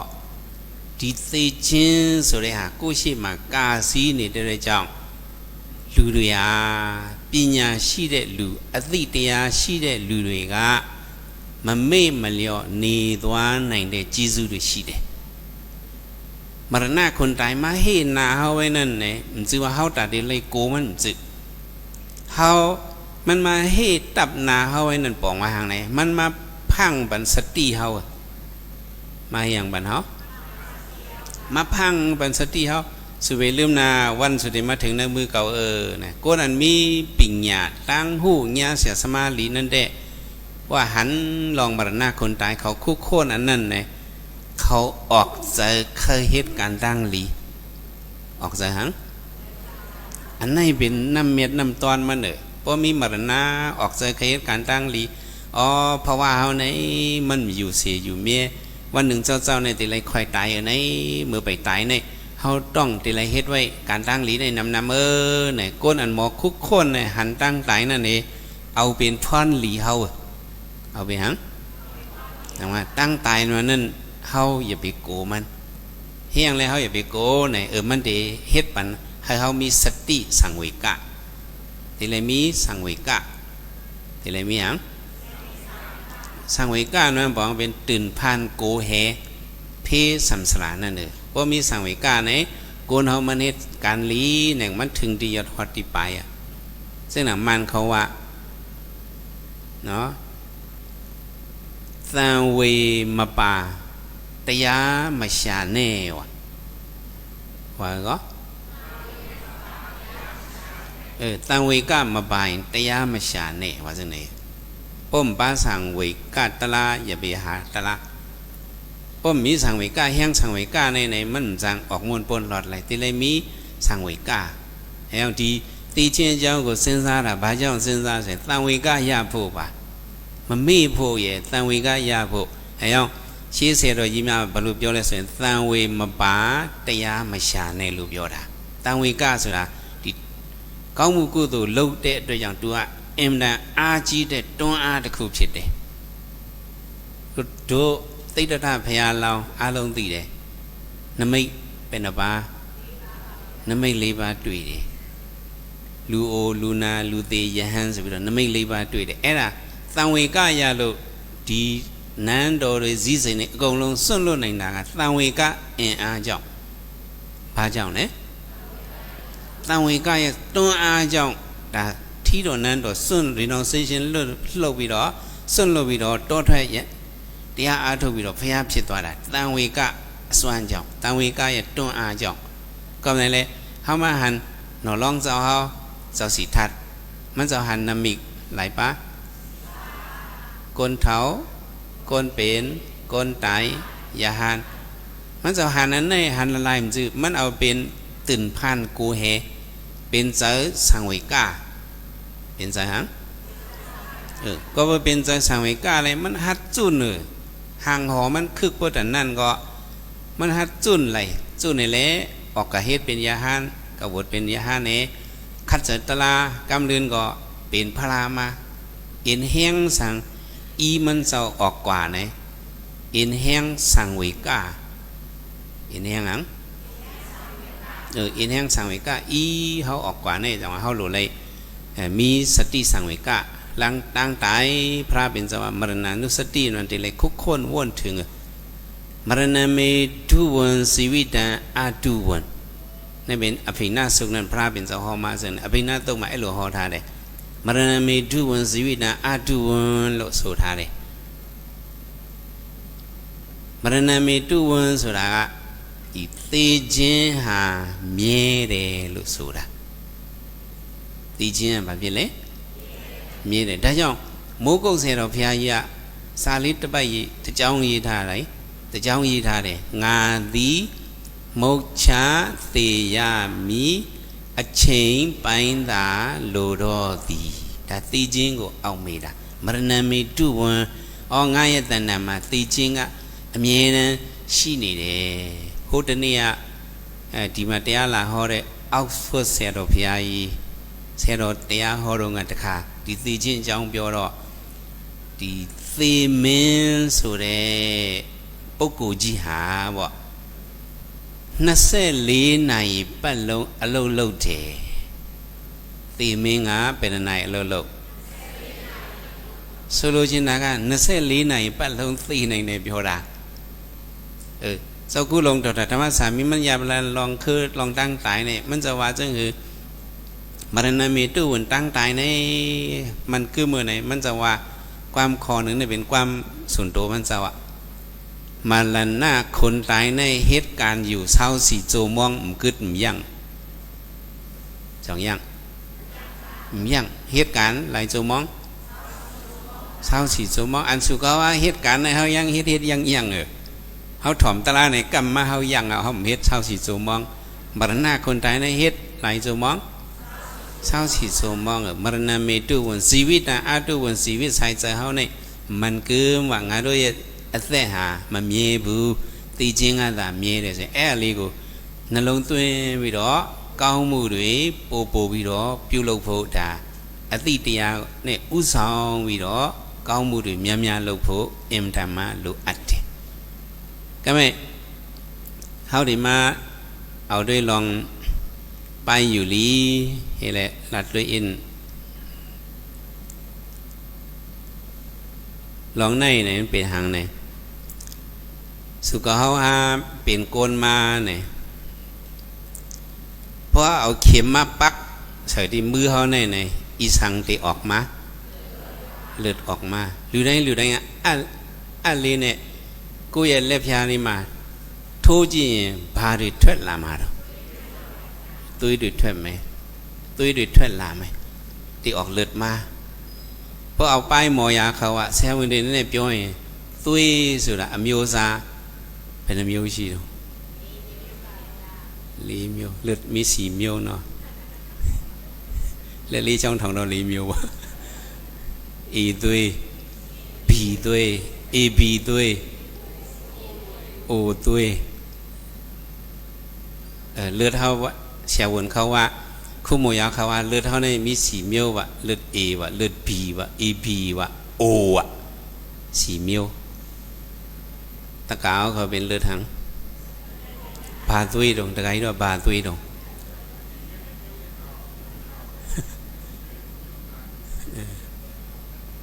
แต่ชื่อว่าเอตุ้ยบีตุ้ยเอบีตุ้ยโอตุ้ยบ่หนึ่งก็จะเป็นเลือดหนึ่งเมียวก็อีกอะอันนั้นก็จื้ออยู่ห้างผางมันไอเสียวันเลยสมจะไปได้ตุ้ยเลยเมียวสุดเลยตัวนี้ตัวหกบาทเลยแต่ไม่พยาหอด่างะตุ้ยกันดิดาลีจะเช่นหรอกพระมงเสียอะไรองค์แม่พระองค์ยีท่าละกับยาลีตะบุกยีท่าเลยกับยาลีก็ติดนิดเต็มเบชนะกูว่าบาตุ้ยเลยสิวะไอ้ละลิตีเอาလူတိုင်းမှာအမေမိဘဆိုတာရှိခဲ့လားမရှိဘူးလားကိုကွန်สองมีอีบออีเมมาอีบออีเมเอาเขาจะนั่นในสองเขาเท่ากว่าสองเขาเท่ากว่าดิ๊กเท่ากว่าดิ๊กเท่ากว่าดิ๊กก็มาอเมမိဘတွေရှိတယ်ကိုရဲ့အမေမိဘတွေကသူတို့ကအိုသွားတယ်မအိုဘူးလားအိုသွားတယ်အမေမိဘငါတို့ကိုမွေးလာတဲ့ချိန်ငါတို့ကလည်းတပြည့်ပြည့်နဲ့အိုသွားတယ်อูเขาเมียเขาเกิดเท่ามาเนี่ยก็เขาจะได้ก็สัมปะเลือดอูเขาเมียเขามาสัมปะก็อูเขาเมียเขาเกิดเท่ามาเขาก็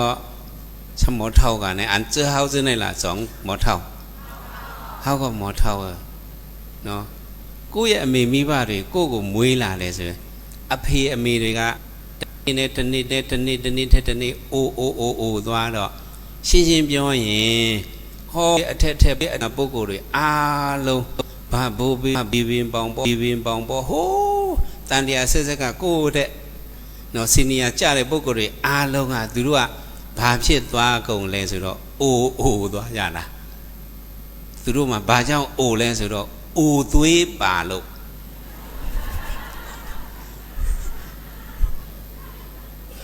เขาป้าเลือดเท่า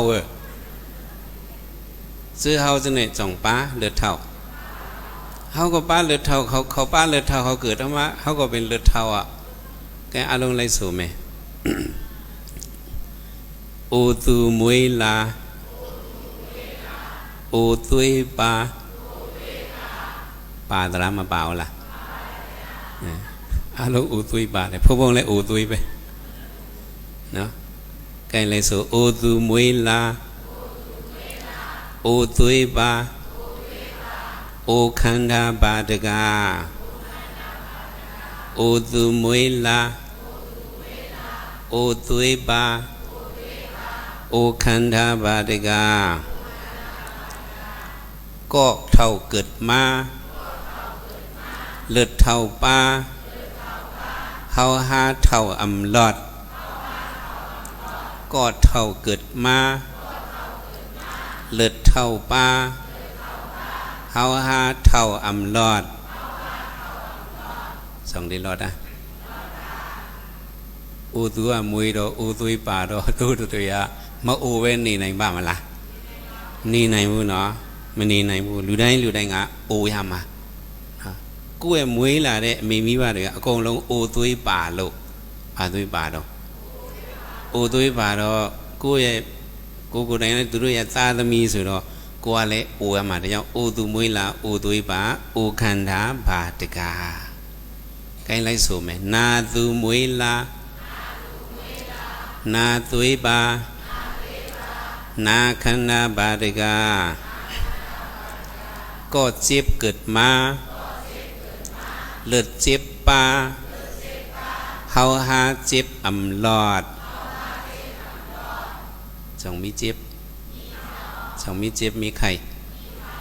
ก็พังมีไหนอูเฮาเมียเขาก็เป็นก้นเจ็บก้นไข่มาจังจ้ะเขาก็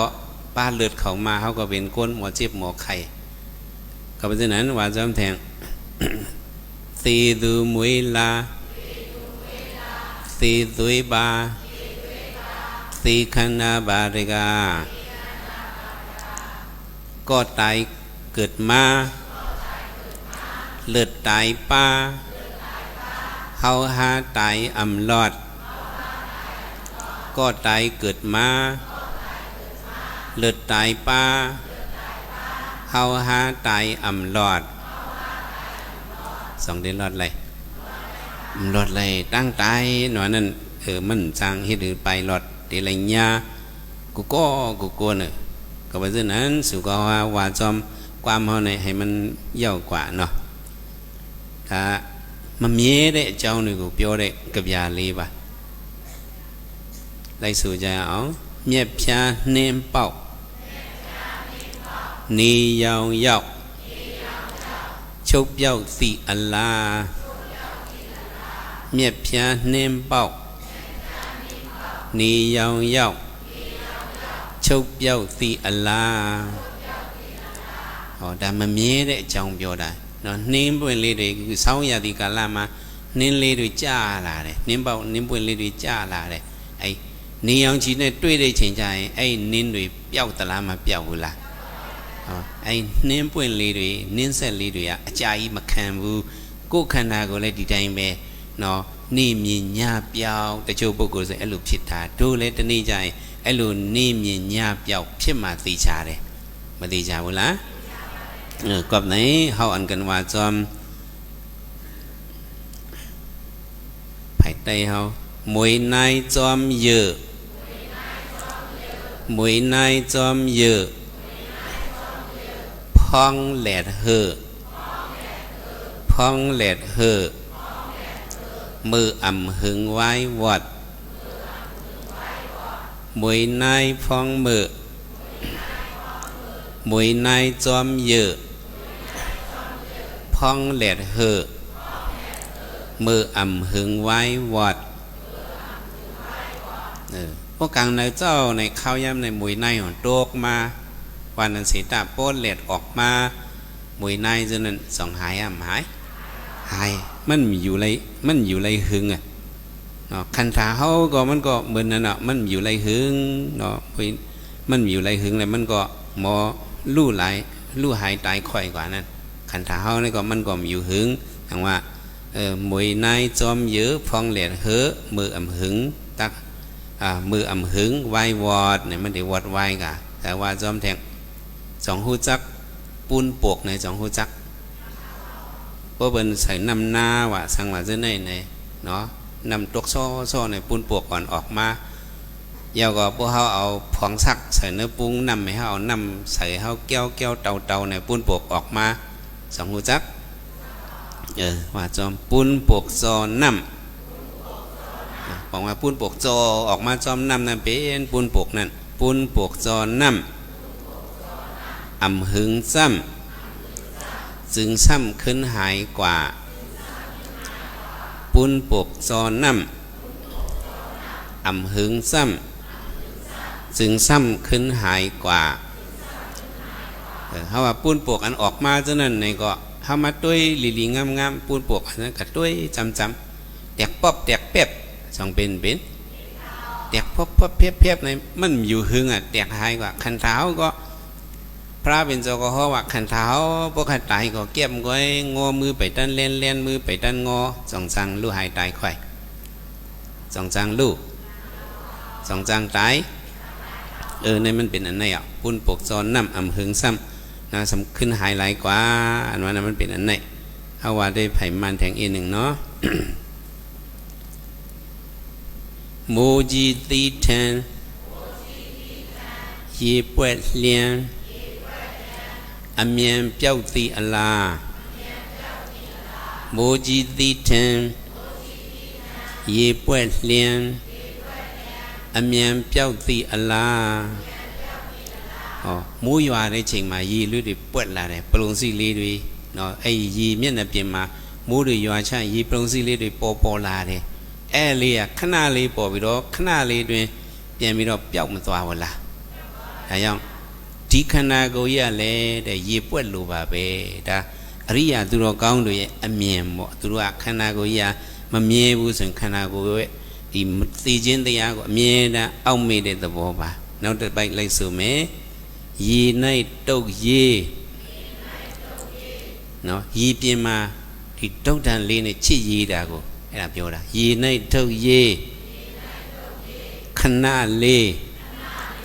မိန်မေးပြက်သည်အလား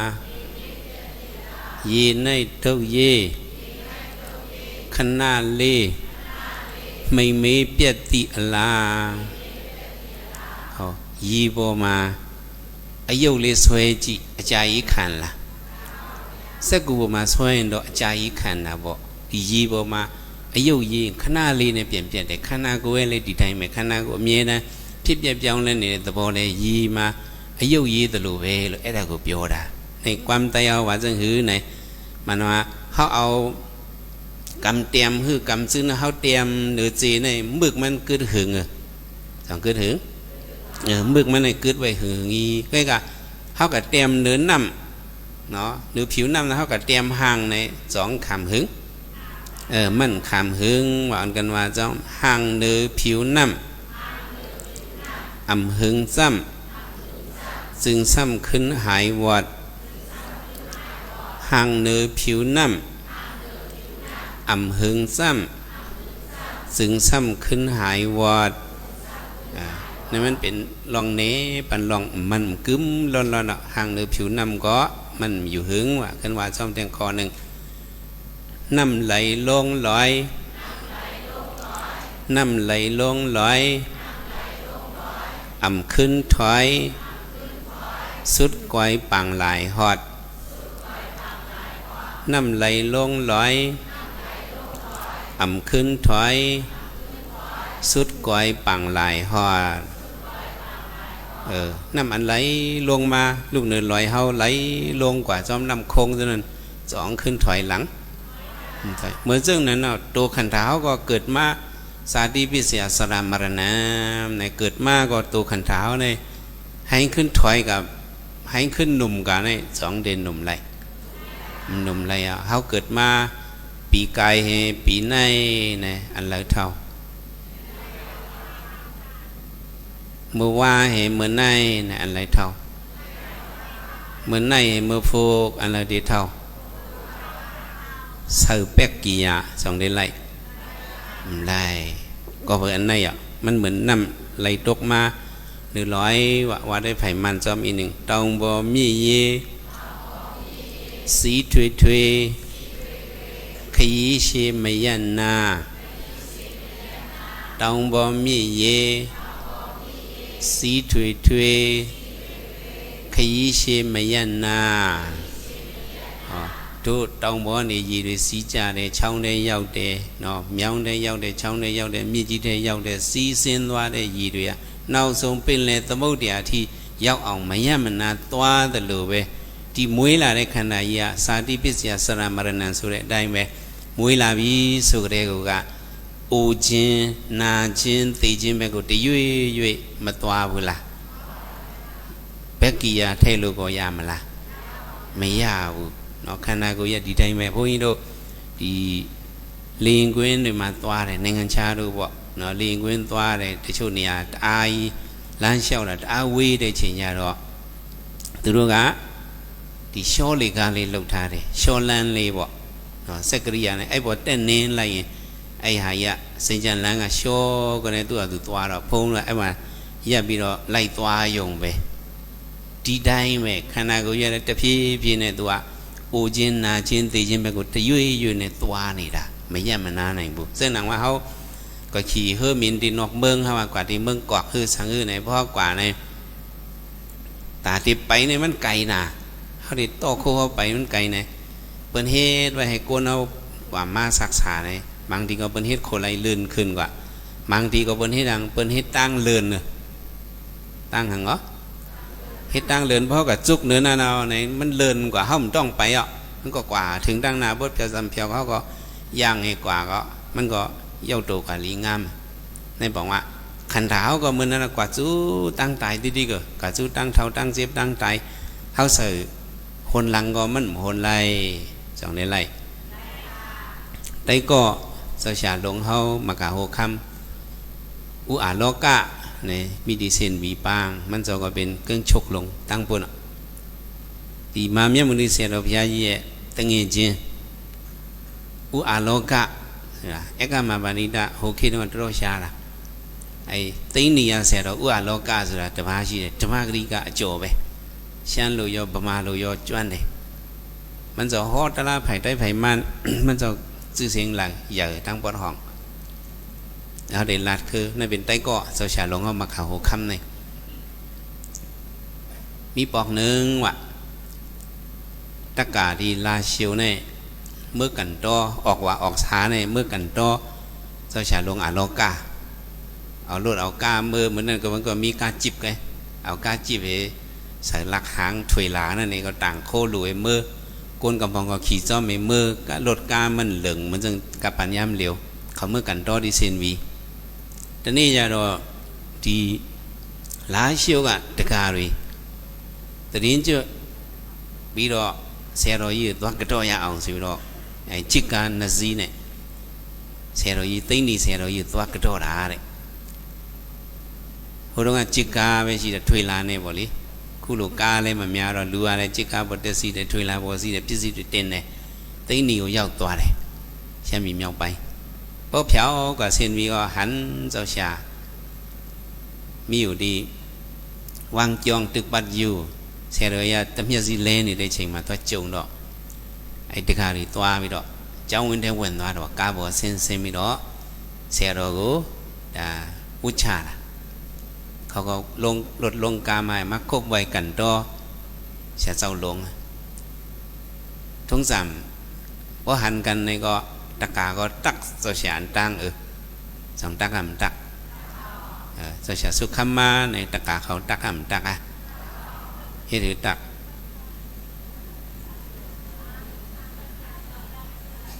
โซเชียลอยู่ลีซุ่งวันอยู่5สังสะ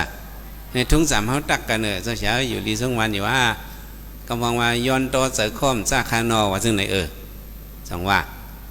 ก็ผมยามยินก็ต้องไว้ย้อนโตเสือข้อมซาคานอย้อนกันโตในก็ผมว่าป้ากันเอาย้อนโตในเดียวก็โหโตมั่ว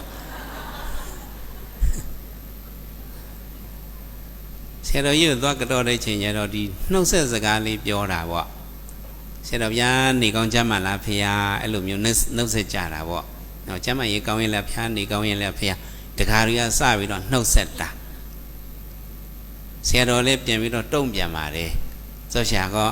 ขึ้นตอบเขาขึ้นเลยตะกาเขากระต้งตักเจ้าชายว่าเจ้าชายอยู่ลีสงวันคันนอเนี่ยเจ้าชายว่าอยู่ลีอยู่นี่กองเนี่ยเสียว่าตัวพาเปลี่ยนเปียวเลยเจ้าชายขึ้นว่าเขาจึงคือสุมาหาตายห่าเสียว่านกเสด็จตีพวกลาลาอารมณ์มีด่ะแต่การที่สิกวดลาเลยแต่การนี่จะลำกันเจ้าชายลงซื้อซื้อลงเข้ามากันโตในว่ามาหาตายห่าในที่เขาเมื่อสังคนนั้นได้เขามากันโตในวะที่รู้มันตีที่พวกยี่ลามันก็โดบุกว่าเลยมิงไหลเปียวด่าตีพวกลาไอ้ลูกเปียวเราလူတွေကမကြိုက်ဘူးဒါပေမဲ့ဆရာတော်ကြီးအထာကိုသိတဲ့တကားတွေကရှိတယ်သူတို့အချင်းလက်တူပြီးတော့ခင်ခင်ကျောင်းပေါ်တက်ဆရာတော်ကျောင်းပေါ်သက်ဆောင်ငါလာခဲ့မယ်ဆရာတော်တရွက်စီလေးပြီးတော့ကျောင်းပေါ်တက်ခဲ့တာဆောဆရာကပတ်ယူเอาไว้ขึ้นมือหนึ่งวิหารขึ้นมือหนึ่งจ้องไอ้มือนางไอ้ตะกาเขากันต่อปันศีลในสังสิงย่อย้อนถ่อมตะลาตะกาเลยกระโดดตีลาปีပြီးတော့တရားนาจินเนี่ยဗျာရှင်ဗျာဝါကျွတ်တရားလေးဟောပြီးပါအောင်သချောဟောဗန္တလာออกว่าอีกหนึ่งขามากันต่อตะกาเขามื้อในเด้อันเฮาเจ้าได้ฮอตะลาในได้โหคอตะลาเฮาว่ามหาตายห่าเนี่ยတရားကောင်းစဉ်ကသေဖို့လာတာလားဆိုပြီးတော့အဲ့လိုဟောချတာတကယ်ဟောတဲ့ချိန်ကျတော့တကယ်အနှစ်တရားတရားတွေဟောတာခုနဘုံပြောလို့ပဲခန္ဓာကိုယ်ကြီးဟာဒီတောင်ပေါ်ကရေစည်းကြသလိုပဲတပြေးပြေးနဲ့အောက်ကိုပဲရွရွသွားတယ်ပင်လယ်နဲ့ပဲနီးသွားသလိုခန္ဓာကိုယ်ကြီးကလည်းအသေးဘက်ကိုပဲဥတည်နေတယ်ဒါကြောင့်ဘုန်းကြီးကပြောတာကသေဖို့လာတာလားဆိုတာညင်းလို့ရသေးရဲ့လားอันว่ามุนซอว่ามหาไตรห้าว่ามันก็เมียเนาะซึ่งนั่นเฮาลาดกับเมื่อไกลนั่นเนาะตัวขันธาเฮาเนี่ยก็มันก็เหมือนน้ำไหลล่วงลอยล่วงกว่าติ๊กมันขึ้นใส่แป๊กกี่มันขึ้นโหนขึ้นมาให้อีดอกล่วงกว่าติ๊กต่อพอถึงทะเลปังหลายพวกเนาะกว่าสู้ตั้งตายติ๊กก่อนนั่นสังสามจ้ะจังว่าเจ้าชาลงอาโลกาอันเป็นไต้ก่อหลีเจ้าเสียเขามากะเขาคำเลยมันจะยำห้อมาซึ่งนั่นเลยแต่ว่าตลาดมหาไตรห้าวันนั้นก็มันพิษก็ใกล้ๆเข้าหนึ่งกันนี่ไปกับวาดีกันว่าเป็นบุญสวาดีก็ที่แค้นอินกันเนาะจริงๆเนาะไอ้หลุมมาเปียวเนี่ยบ่เนาะใกล้น้าแรงมูจริงๆสิเนาะใกล้จะไม่ชีบ่เนาะไอ้เนาะจะเช็ดเปียวไหมอาชีดูพิษอาชีดูพิษสรุปแล้วนี่ก้าวเนี่ยปุกกูอาชีเนี่ยปุกกูเนี่ยไม่ชีเนี่ยปุกกูส่วนนะกว่าเลยไม่ชีเนี่ยปุกกูอ่ะนี่มาก้าวเนี่ยจริงมาจะรู้เลยทุยจินเนี่ยส่วนตัวแค่ละมาแค่บุละเนาะแต่ทุยอะไรซีเนี่ยเนาะทุยเดี๋ยวมาทุยไหนบุทุยส่วนตัวแค่ละทุยกันเนี่ยค่ะที่ลูนาพิสูจน์ได้ปุกกูส่วนปูตีเลยเนาะตัวยุงได้ยุงจะด้วยกูมาทุยไหนกูอาชีดูจะเราทริกกันเนี่ยทุยโลเลยกูเนี่ยเลื่อนเส้นตัวเลยเพราะว่าก้นถุ่มน้ำลายเนี่ยเพราะเป็นก้นนั้นมีแห้งเตรียมในได้มันถุ่มพิษในกำไว้ก็ยาวอ่ะออกผัดซุปมันอ่ะเพราะเป็นก้นมีแห้งก้นหนาวที่นั้นน้ำลายก็ซ้ำยางในถุ่มเช่นมันออกเลยฟังจ้ะในเขาอ่านกันว่าจอมไผ่มันอันต่างกันที่ขึ้นสอนมันไผ่ไตอาชีดูพิษตะด้วยnhiệtทุยปิติอลาอาชีตุพิษตะด้วยnhiệtทุยปิขณะอลาทุยปิขณะอลาสรุปแล้วอาชีတဲ့ပုဂ္ဂိုလ်ทุยปิတဲ့ဆိုတာခဏလေးနဲ့ สะดุยภาษากันนี่ထွက်သွားနိုင်တယ်အဲ့ဒီချိန်လေးမှာလဲလူရဲ့ခန္ဓာကိုယ်ကမမြဲနိုင်ဘူးလို့ဆိုတယ်ဒါသိချင်းက24နိုင်အလုံးလုံးတယ်ဆိုအဲ့ဒါပြောတာဝါစွန်ဖိုင်တိုက်အောင်နော်ဟုတ်ว่าก้นอันมีแห้งนั่นนะก้นใจอันมีแห้งนั่นเนี่ยพวกมันถมน้ำลายเนี่ยก็มันถมไข่กว่าเนี่ยเจียวเนาะมันเจียวสุดยอดมันกะจังจำจ้ะก้นอันมีแห้งเนี่ยมันถมน้ำลายเนี่ยมันนานสุดน่ะอ่อนกันมาซ้อมก้นแห้งก็ใจถมน้ำลายถมไข่เจียวสุดยอดก้นใจก็ก้นแห้งก็ใจถมน้ำลายถมไข่เจียวสุดยอดว่าเจ้าหนังว่าถมน้ำลายพี่ในมันตั้นหึงหลงโจกขนาดนั้นก็ตั้งตายในสองสังมาในมันหลัดในลองเลยสังวิกะตั้งตายวะอ่อนกันว่าจอมแทงอินก่อนเนื้อตกใส่มอไม่เยอะก่อนเนื้อตกใส่มอไม่เยอะก่อนเนื้อตกใส่มอไม่เยอะเจียวเหอลู่เหลียววัดเจียวเหอลู่เหลียววัดมันบอกว่ามันเจียวเหลียวกว่าบุดมองก็ไม่ก่อนน้ำก่อนเนื้อตกใส่ก็มันก็เค็มเหลียวกว่าสีมันก็เปิงกว่าก็เหลียวลู่เหลียวกว่าบอกว่าตั้งตายมันกึมกว่าเหมือนเจ้านั่นเอาเนาะก็เป็นเจ้านั่นแหละแต่เขาว่าจอมไผ่มันแทงอันนึงตามผู้โอดเวนตาติสินเปลี่ยนเลี้ยงขณะอลาตามผู้โอดเวนตาติสินเปลี่ยนเลี้ยงขณะอลาได้ဒီတန်ပူအိုးတဲ့ကိုသာတိတွေပြစ်ချရင်သာတိကချက်ချင်းပြည့်စည်သွားတဲ့အယောင်ပြောင်းသွားသလိုပဲခန္ဓာကိုယ်ရဲ့လည်းမမြဲဘူးဆိုတဲ့အကြောင်းကိုပြောပြတာနောက်တစ်ခုဆက်ဆုံးမယ်သက္ခံမိနွာသေမင်းအနာနီးညာပုံအလားသက္ခံမိနွာသေမင်းအနာနီးညာပုံအလားအသက်ခံရမယ့်နွားကတဖြည်းဖြည်းသူများဒီသတ္တယုံကိုပို့သလိုပဲဒီခန္ဓာကိုယ်နဲ့တဖြည်းဖြည်းနဲ့မရဏခတွင်ကိုဆင်းသက်ရမယ့်အကြောင်းကိုဒါတန်ဝေကရအောင်ဆက်ဆိုထားခြင်းဖြစ်ပါတယ်။ကောင်းတယ်လေအန်ကန်ဝါဇွန်ဝိုးပူဇံနើไปตังเฮဝိုးပူဇံနើไปตังเฮจำเป็นเนออำลอดโวปูจังเนอไปตังเฮจำเป็นเนออำลอดโดยเราอันเป็นเอาวัวมาขายเมืองไทยวันนั้นนะสูงคำโค้งมาไปเฮือแต่นี่ก็เฮือกว่าที่ก็จูนให้ที่ก็เป็นเนื้อเป็นเอากว่าเมืองเขตที่เราต่างกันเป็นล่ำมือนั่นเป็นวัวปูจังเนื้ออะไรฉะนั้นกว่าจูหังกว่าจูตั้งตายที่กว่าหาตายที่ดีก็จังจ้ะเอานัวเลยดีได้มาไปเนาะดีตักขามีนัวตีมีอันนะนิญาปงอะไรตักขายมีนัวกับตีมีนาก็เทพีพีชิงกันนิจตัวรู้ดีขนาดก็ยังเทพีพีเนี่ยตีมีนาก็ยุ่ยตัวเลยใครเลยสุยเอาเสียยูโอไม่ยาโลตาวโซมาปีอัลลาสยาเยโอไม่ยาโลตาวโซมาปีตยามาโอเจนบูส่วนตาวโซโลยามาละสุดตาวในมาปีบูนอโอเจนตยาส่วนละกะโออะเมสยาเยโอไม่ยาโลตาวโซมาปีตยาบอกแต่ว่าอันเจอสุก็เฮาฮาเนี่ยพอถามกันด้วยกูก็จ่องเข้าไทยเอาจ่องไข่เท่าลาพิษกว่าอินจ่องไข่เท่า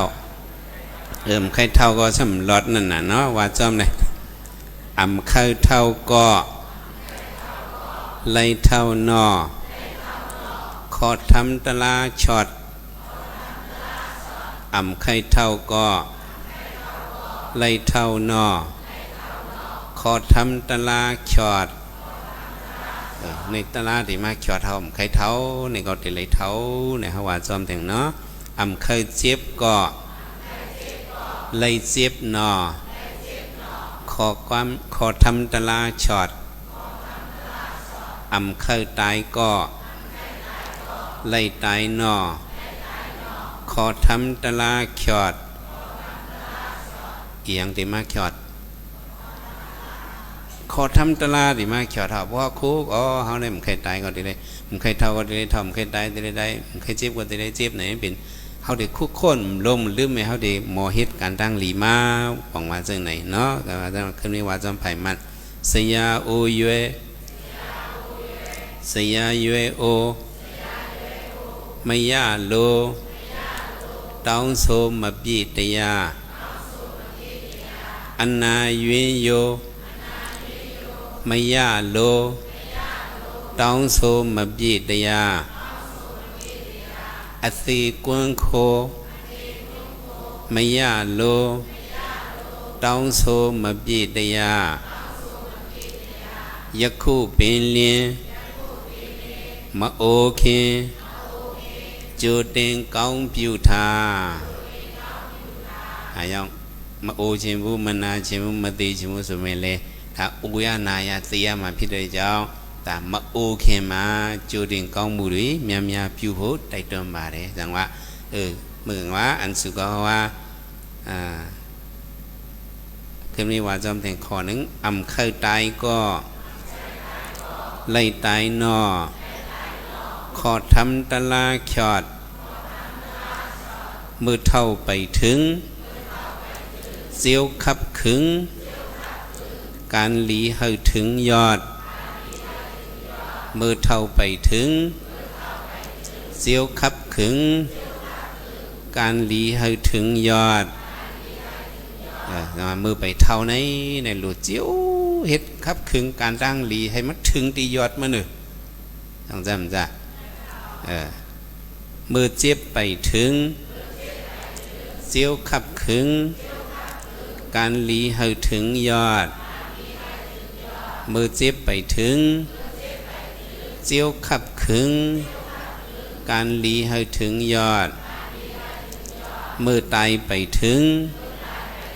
เสียวขับขึง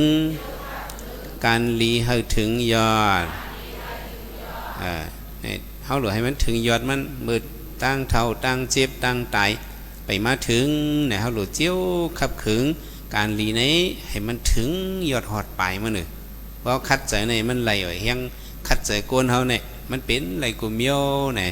มันในเฮาอัตลาเฮ็ดเป็นสางวิกาจะไหนว่าจอมไผ่มันเฮาได้ขอดยอดตลาเฮายะคู่เป็นเลียนมาโอเคจูติงก้องผิวทายะคู่เป็นเลียมนาเกจูติงก้องผิวทายะคู่เป็นเลียมเสเกจูติงก้องผิวทาแต่ยังมาโอมนามเสเกมาก้องมุกุตุမြာမြာผิวทายาမယ်ဘာလုပ်ထားမှာလဲကောင်းမှုကုသိုလ်များပြုထားမှာဒါလူဘဝကိုရောက်လာတယ်ဆိုတဲ့အဓိကရွယ်ချက်ကလေလူဘဝကိုရောက်လာတယ်ဆိုတချို့လဲဒီနတ်ပြည်ကနေဆင်းသက်တာပဲဖြစ်မှာပေါ့တချို့လဲငရဲကနေပြီးတော့လူပြည်ကိုရောက်လာတာလဲရှိတာပေါ့တချို့လဲတိရစ္ဆာန်ဘဝနေလူပြည်ကိုရောက်လာတာလဲရှိနိုင်တယ်အနောက်မှာเกิดเป็นก้นมนมาเป็นหางกำพองก็ลูกเมืองผีเห็นลงมากำพองก็ลูกอะไรมอนาหกอะไรขึ้นมากำพองก็ลูกเป็นสัตว์ติสันเลยเป็นก้นมาใช่กะอันเป็นก้นมาในยึงอันเนี่ยเหมือนกันกูก่อนลูเพี้ยนลาเลยสุดาก็ยีเวเชตตูมาลูเพี้ยนตายีเวเชตมันตูนลูไม่เพี้ยนผู้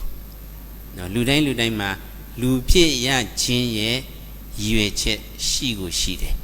အဲ့ဒီยีเวเชตကိုမမေ့ဖို့ဒီကနေ့အထူးသတိပေးခြင်းပါတယ်ဟောရပြီយើងអានហောอย่าไปลืมយើងអានហော เขาสังว่าก้อนลูกเมืองผีลงมาติสันติเมืองโกนไหนเขามีนามิกหาอันหนึ่งหมอกหิวโคมองเหอออกท้องเจอมองอ่ำมวนเสื้อนามิกหาอันถังแจงปันพ่องอันผีเตเมื่อมาเมื่อผีจำเด็กคอยตายนั่นหมอกอันเขาปักนั่นก็หิวไว้โคอันเขานุ่งไว้นั่นก็มองว่ะเหอออกในที่กิ่งแห่เขาเนี่ยก็เหอออกมาเจอมองในเจอในก็ข้านเลยทำอยู่เมืองผีก็เปียวอ่ะว่าไหนได้ผีเจ้าในผีเทวดาใน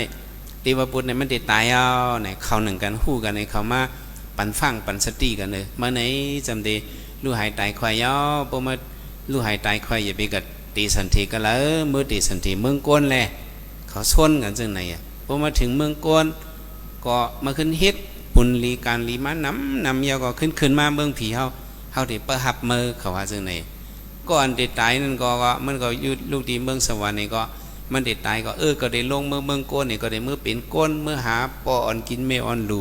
ก็ได้เฮ็ดกุศลมุนลีมาน้ำก็ได้ขึ้นมาจู่สู่ในอันลูกตั้งเนยลงมาเมืองโกนก็อันมาเฮ็ดกุศลนำอันมาให้สังอันนี้กุศลนำอันนี้เป็นยังอันมาเป็นโกนเน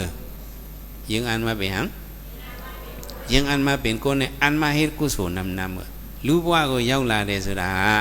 ဥမာနတ်သားနတ်သမီးတယောက်ကစုတည်တော့မယ်ဆိုရင်သူတို့ကနမိတ်၅မျိုးပြတယ်နော်နတ်ပန်းတွေညိုးတာနတ်ဥစ္စာတွေအယောင်မထွက်တာအယောင်မိန်တာညိုးတာနောက်ဂျိုင်းကြားမှာချွေးတွေထွက်တာ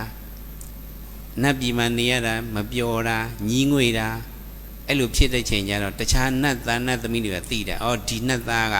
ဒီနတ်သမီးကမကြခင်မှာဇီဝင်ချုပ်တော့မယ်အချင်းချင်းလာပြီးတော့သတိပေးတယ်အမောင်နှက်သားအမောင်နှက်သမီးလူပြည်ကိုဆင်းပြီးတော့ပဋိတနေပါလူပြည်ရောက်သွားရင်ကောင်းမှုကုသိုလ်များများလုပ်ပြီးတော့ငါတို့နတ်ပြည်ကိုပြန်တက်ခဲ့ပါအဲ့လိုမှားတာဟိုစုတွေမဲ့နတ်သားနတ်သမီးကလည်းအေးငါလူပြည်ဆင်းပြီးတော့ကုသိုလ်များများလုပ်မယ်လုပ်ပြီးခဲ့ရင်မင်းတို့စီငါပြန်လာခဲ့မယ်ဆိုပြီးတော့စုတွေစိတ်ကြသွားတာဒါလူပြည်ကိုလာချင်းရဲ့ရွယ်ချက်အထက်ကနေပြီးတော့လူပြည်ကိုဆင်းလာတဲ့ရွေချက်ကကောင်းမှုကုသိုလ်များများလုပ်ဖို့ပါ။ဘာများများလုပ်ဖို့လဲ။ကဲအောက်ကနေလူပြည်ကိုလာရင်လေဒီတိုင်းပဲငရဲသားတွေငရဲမှာခံရတယ်။အော်ငါတို့ကအကုသိုလ်တွေလုပ်ခဲ့တယ်။ငါးပါးသီလလည်းမလုံခြုံခဲ့ဘူးခံရတဲ့ပြစ်ဒဏ်ကလည်းနော်ခါးစီအောင်ခံရပါလား။အင်မတန်မှဒုက္ခရောက်လို့နောက်တစ်ချိန်ငရဲကလွတ်ရင်လူပြည်ကိုရောက်ခဲ့ရင်အကုသိုလ်မှန်တယ်မြငါရှောင်တော့မယ်ငါမလုပ်တော့ဘူးငါကုသိုလ်တွေပဲများလုပ်တော့မယ်ဆိုအဲ့စိတ်နဲ့သူတို့ကငရဲကလွတ်လာပြီးလူပြည်ကိုရောက်လာခြင်းရွေချက်ချင်းကကုသိုလ်များလုပ်ဖို့ပါပဲ။ဗာများလုပ်ဖို့လေကုသိုလ်များလုပ်ဖို့အောက်ကနေလာလဲကုသိုလ်လုပ်ဖို့အထက်ကနေဆင်းလာလဲကုသိုလ်များလုပ်ဖို့ဒါလူဖြစ်ရခြင်းရဲ့ရွေချက်ကကုသိုလ်များလုပ်ဖို့အဲ့ဒါမမေ့ပါနဲ့။ဟောให้ไปลืมอันลูกติงอะไรมอนะหกขึ้นมาเมืองก้นก็อ๋อเขาเลยก็ขำวดเวียนอะไรอะโลมันเหลือเจอหนาวเฮาเฮ็ดผิดศีลในมันผิดได้ไหนบ่ปนจากอะไรเอาก็บ่เมื่อเพียงเมืองก้นแต่ก็การบาปนี่ก็เฮ็ดให้เมียวยาก็ได้เฮ็ดการลีหลายๆเอาไหนยังอันมาเมืองโกนก็เคยมาเหตุการณ์ลีเคยมาเหตุการณ์นั้นเคยมาเหตุการณ์ลีในเลยจังว่าอันลูกตั้งเตอขึ้นมาตั้งเดือก็ใครมาขึ้นมาเมืองโกนก็ใครเหตุกุศลอันลูกตั้งเดือลงมาก็เคยมาเหตุกุศลว่าจังอันเข้ามาเมืองโกนในตามาเหตุสั่งในตามาเหตุการณ์ลีให้ถึงยอดมาหนึ่งให้ถึงหังเหตุตาหน้าก็ย้อนสู้ให้ถึงยอดให้ยอดนิกปันเหตุศีลาให้ย้อนสู้ถึงยอดถึงยอดนิกปันเฮ็ดภาวนาในก็เฮ็ดให้ถึงยอดให้พอถึงนิพพานในเป็นยังอันเนาะเลยมาเป็นโกนเนี่ยเจ้าหนังว่าเสียเจ้าหลวงเฮาเนาะมากล่าวคำสิ่งกรรมสุดมุนกว่าในก็มันจะก็ฮอตลาปันเฮาอ่ะตลาหังไหนตลาเสียงเย็นว่ะตลาหังอันเจ้าสุคำฮอได้เป็นตลาออกเสียงอันนั้นเจ้าฮออยู่ในกุดเนื้อก่อนไม่ห่อนั้นเป็นตลาเสียงเย็นเสื้อสุนาตะเบเก่านะ ก่าในเกิดมาก็ก่อนในหมอใหญ่หมอเท่ามานาพอเท่ามาได้เป็นในติดเจ็บนาติมีเจ็บนาเจอเจ็บว่าในก็ติดตายนาติเลยตายติเลยนอนหนูนะก่อนเจอในนาไหนเนี่ยเสียเจ้าห่อออกเสียงก็เพราะเอาหูหยานถ่อมได้ยินเสียงเขาเจ้าเพราะเอาหูหยานถ่อมได้ป่องใจวันหนึ่งเจ้าเขาก็ติเมื่อในเมื่อไปเมื่อในสุขัดจะเหตุการณ์ตาหน้าศีลภาวนาเหตุการณ์นำเล่ในเจ้าชาลงเหมือนฮอตลาก็เหมือนจังฮอบันเฮาเอาตัวเห็นนี้บันสักสีเฮาเซโรบิยาเยกุโลดีเลี้ยวเส้นนี้ได้ปงเนาะเปลี่ยนดมุนได้ปงเลยแต่เซโรบิยาก็ตอนนี้เพียงเพียงอัตตันติตยาฮอนี่ด่าป่าฮอเลยအခု ဘုံဘုံဟောတာတော့အတန်ထွက်တရားပေါ့ဟိုကအတန်တိတ်တရားဟောတယ်ဘယ်လိုဟောလဲအေးငါတကာတွေငါမွေးလာခဲ့တဲ့ဇာတိဆိုတာငါရခဲ့လို့အခုဆရာဆိုတော့ငါအိုလာပြီတပြေးနဲ့သက်တော်က84နှစ်ရောက်တယ်အိုတယ်နာချင်းဆိုလဲငါခံစားတယ်ငါခံစားလို့မင်းတို့တနေ့ကျရင်အိုမယ်နော်မင်းတို့လည်းနာမယ်နော်တနေ့ကျရင်ငါသေးလို့မင်းတို့လည်းသေရမှာနော်မမိကြနဲ့ကောင်းမှုကုသိုလ်များများလုပ်ပါဆိုဆရာတော်ဘုရားကြီးမဟောသလိုလဲဟောတကယ်တော့ကိုကနားလဲရမှာဒါအတန်တိတ်တရားကိုနားလဲရင်ပို့ပြီးတော့ထိရောက်တယ်သဘောပေါက်တယ်နော်ဘုံဘုံတော့ကအတန်ထွက်ပြီးတော့သတိပေးတာတခါတခါစိတ်ထဲမှာနှလုံးသွင်းအမြဲတမ်းအတန်တိတ်တရားလေးအမြဲတမ်းနှလုံးသွင်းနေရမယ်ငါသည်မုတ်ချသေးရမယ်အချိန်မင်းသာလူတော်ဒီယခုပင်လင်းမသိခင်ကကြိုတင်ကောင်းမှုကြိုးစားပြုတော့ယခုပင်လင်း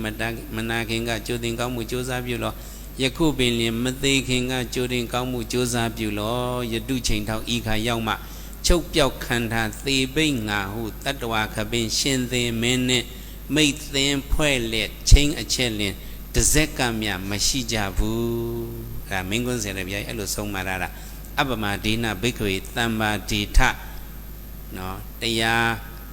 လက်မလွတ်စေနဲ့တဲ့မမေ့မလျော့မပေါ်မဆာနဲ့တရားလက်မလွတ်စေနဲ့ဆိုမြတ်စွာဘုရားဟောကြားသလိုပဲအပမဒေနဘိက္ခဝေတမ္မာဒိဋ္ဌမမေ့မလျော့ကြပါနဲ့ဒုဒကာတွေလို့မင်းကွန်းဆရာတော်ဘုရားကြီးဆုံးမဩ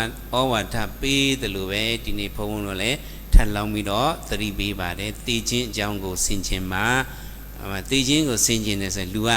ဘာဖြစ်လဲဆိုတော့သတိလည်းရှိတယ်ဘာရှိမလဲသတိလည်းရှိမယ်သတ္တိလည်းရှိမယ်ဘာသာရှိမလဲကိုကသိမင်းအကြောင်းကိုအမြဲတမ်းနှလုံးသွင်းထားတယ်ဆိုရင်ဘာနဲ့အလားတူလဲဆိုကိုကဒီကနေပြီးတော့ဟိုခတ်မောင်တဲ့နေရာကိုကိုကဖြတ်လျှောက်သွားမှာဟိုမှောင်ရိပ်ခိုးပြီးတော့တစ်မဲ့အောက်မှာလူတယောက်ကပုံလျိုးကွယ်လျိုးစောင်းပြီးတော့ကိုကလည်းသတိမထားပါနဲ့အဲ့တစ်မဲ့အောက်နာရောက်ရောဟိုတစ်ပင်ကွယ်နေလူကြီးတယောက်ကဟေးဆိုကိုလှမ်းနေကြည့်မယ်ကိုကတအားထိတ်လန့်သွားမှာပေါ့မသိလို့တအားလန့်တာမလန့်ဘူးလားကိုကသိနေတယ်အော်လူတယောက်အဲ့မှာပုံနေတယ်ဒီကောင်ငါ့ကိုခြောက်တော့မယ်ကိုကသိထားတဲ့ရင်ကိုကဖြည်းဖြည်းချင်းရှောက်သွားတယ်သူ့နားရောက်တော့ तू ကဟွေးဆိုကိုလှန့်ပေမဲ့လေကိုကအဲ့လောက်ထိမထိတ်လန့်ဘူးပေါ့ကိုကဘာဖြစ်သတိရှိတယ်တတ္တိလည်းရှိတယ်ဒါကြောင့်သိချင်းအကြောင်းကိုကဆင်ခြင်နေမယ်အမြဲတမ်းနှလုံးသွင်းနေမယ်ကောင်းမှုကုသိုလ်တွေများများလုပ်နေမယ်ဆိုရင်သေမင်းနဲ့တွေ့တဲ့ချိန်လဲကိုကနော်တတိလည်းအမြဲတမ်းရှိတာပေါ့ကြောက်စိတ်လည်းမရှိဘူးဆိုရင်အဲ့ဒါမရဏနုတတိရဲ့အကျိုးပါမနေ့เขาจะขลัดนี้เขามาคุกคนตั้งใจหนวนั้นมันคืออามังกะมันเป็นเหตุให้เขามีสติเหตุให้เขามีเหตุให้เขามีสติมลงเลื่อมเมียก็เหตุให้เขามีใจหัดหันเหตุให้มีใจหันพอมีสติมีใจหัดหันเขาคุกคนมรณะนุสติมรณะคนตายไว้เนาะที่แดงมันเหมือนหนังก้นกองมันอยู่ไว้แต่ห่มไม่ที่รับสิ่งนั้นมันได้เปิดเทิดเขาสมหูเขาก็ไปลืมตัวลืมเคียงไงไปกว่าเขาถามว่ามีเปิดกับยาวหิมต้นไม่รับสิ่งนั้นก้นก้อนออกมาเฮ้ยในวัดปันเขาพันพวกใครไปสองจ้าเขาถามว่ามันได้กึ่งกลางปอมาป้าลูกโจกใจพันพวกใครไปไอ้กะสังว่าเขาหูว่าคนก็ในมันได้เปิดเทิดกับว่าในมันได้เปิดหลอกเกากลัวเกาหูมันมีกระบวนในเขาไปกว่าก็มันมาฮึดปันเขาเฮ้ยในก็เขาบ่ตกใจลงสังใจในก็เหมือนในเพราะว่าเขาคุกคนบรรณานุสติเอาสติตั้งใจ ใส่ใจไว้คัดใจเหตุการณ์ตาหน้าศีลสมถะวิปัสสนาเหตุการณ์ดีถึงยอดมาเนาะบนไหนได้ก็กระทบยาบัดหน้าคนตายตั้งตายไหนก็เฮาได้มีใจหัตถานยาวก็เฮาได้มีใจลงลืมมีสติตะลาเฮาได้ป่องใส่ไหลหรือตะลากว่าเนี่ยเหมือนในเฮาป่องว่าคุกคนลองตั้งตายว่านั้นอย่าไปลืมคุกคนเสียกำตั้งตายในมันหลอดมันได้ฮอดมาวันหนึ่งในมือมันไปฮอดในก่อนกันมือไปตายในหลีเฮ็ดไว้ตั้งหลีในน้ำมือไปเจ็บในหลีเฮ็ดไว้ตั้งหลีในน้ำมือไปตายในหลีเฮ็ดไว้ตั้งหลีในน้ำในเอาตะลาอ่อนในเสือเสยแล้วเอาทำตะลาสัพพะทานำธรรมะทานำสินาตีแล้วเอาทำตะลามาปูสอบันสชาลงเฮามากะโหคำปัตนาปิญญาสามีอันเข้าสนหมากคำกว่าไปเท่านั้นในก็จะเช้าในก็ตกดีเหลือในก็ให้ได้ถึงดีทอดดีไปถึงดีลีเสร็จแล้วให้ได้เจียวหอดเจียวถึงมังยันพยันนิกปันจิมชาตกะขันไว้สักกรรมเลยตาเนาะ สาธุสาธุสาธุ တရားတော်နာကြွားလာကြကုန်သောဓမ္မမိတ်ဆွေသူတော်ကောင်းပေါင်းတို့ခမညာဗဒနာဒုက္ခမိန်နာသာသနာတက္ကသီလဓမ္မစီယဆရာတော်ဘုရားအားတရားတော်နာကြွားလာကြကုန်သောဓမ္မမိတ်ဆွေသူတော်ကောင်းပေါင်းတို့မှတူရန်ပူဇော်သောဓမ္မပူဇာနဝကမ္မဝိထုငွေတို့မှာထိုင်းဘတ် 52,190 ဘတ်နှင့်မြန်မာကျပ် 30 သိန်း 11,100 ကျပ်တို့ဖြစ်ပါလေဗျာရှမ်းပြည်နယ်ခြေပိုင်းတာချီလိတ်မြို့မဟာမြတ်မုနိဘုရားကြီးကျောင်းတိုက်ဦးစီးပဓာနနာယကဆရာတော်အေကမသန္တမဇောတိကဗဒနာပညာသာမိအဲ့ဒီမှာအဲ့ဒီဇာဝနာပူဇော်ပွဲခမ်းနားမှာဓမ္မပူဇာလူတော်ငွေ 30 ကျပ်လှူဒန်းပါတယ်ခင်ဗျာတရားတော်နာကြွားလာကြကုန်သောဓမ္မမိတ်ဆွေသူတော်ကောင်းပေါင်းတို့မှလူဒန်းပူဇော်သောနဝကမ္မဝတ္ထုငွေတို့မှာထိုင်းဘတ် 52,190 ဘတ်နှင့် 30 ကျပ် 11,100 ကျပ်တို့ကိုမဟာမြတ်မုနိဘုရားကြီးကျောင်းတိုက်ဝေယဝိဆကိုစာဒေါ်နန်းခမ်းပံမှာစက္ကန့်လူဒန်းပေးပါရန်လေးစားစွာပန်ကြားပါတယ်ခင်ဗျာထိုလူတော်ငွေကိုဆရာတော်ဘုရားကြီးကပိယကာရကဥဆိုင်ဆိုင်မှလက်ခံပေးပါရန်လေးစားစွာပန်ကြားပါတယ်ခင်ဗျာ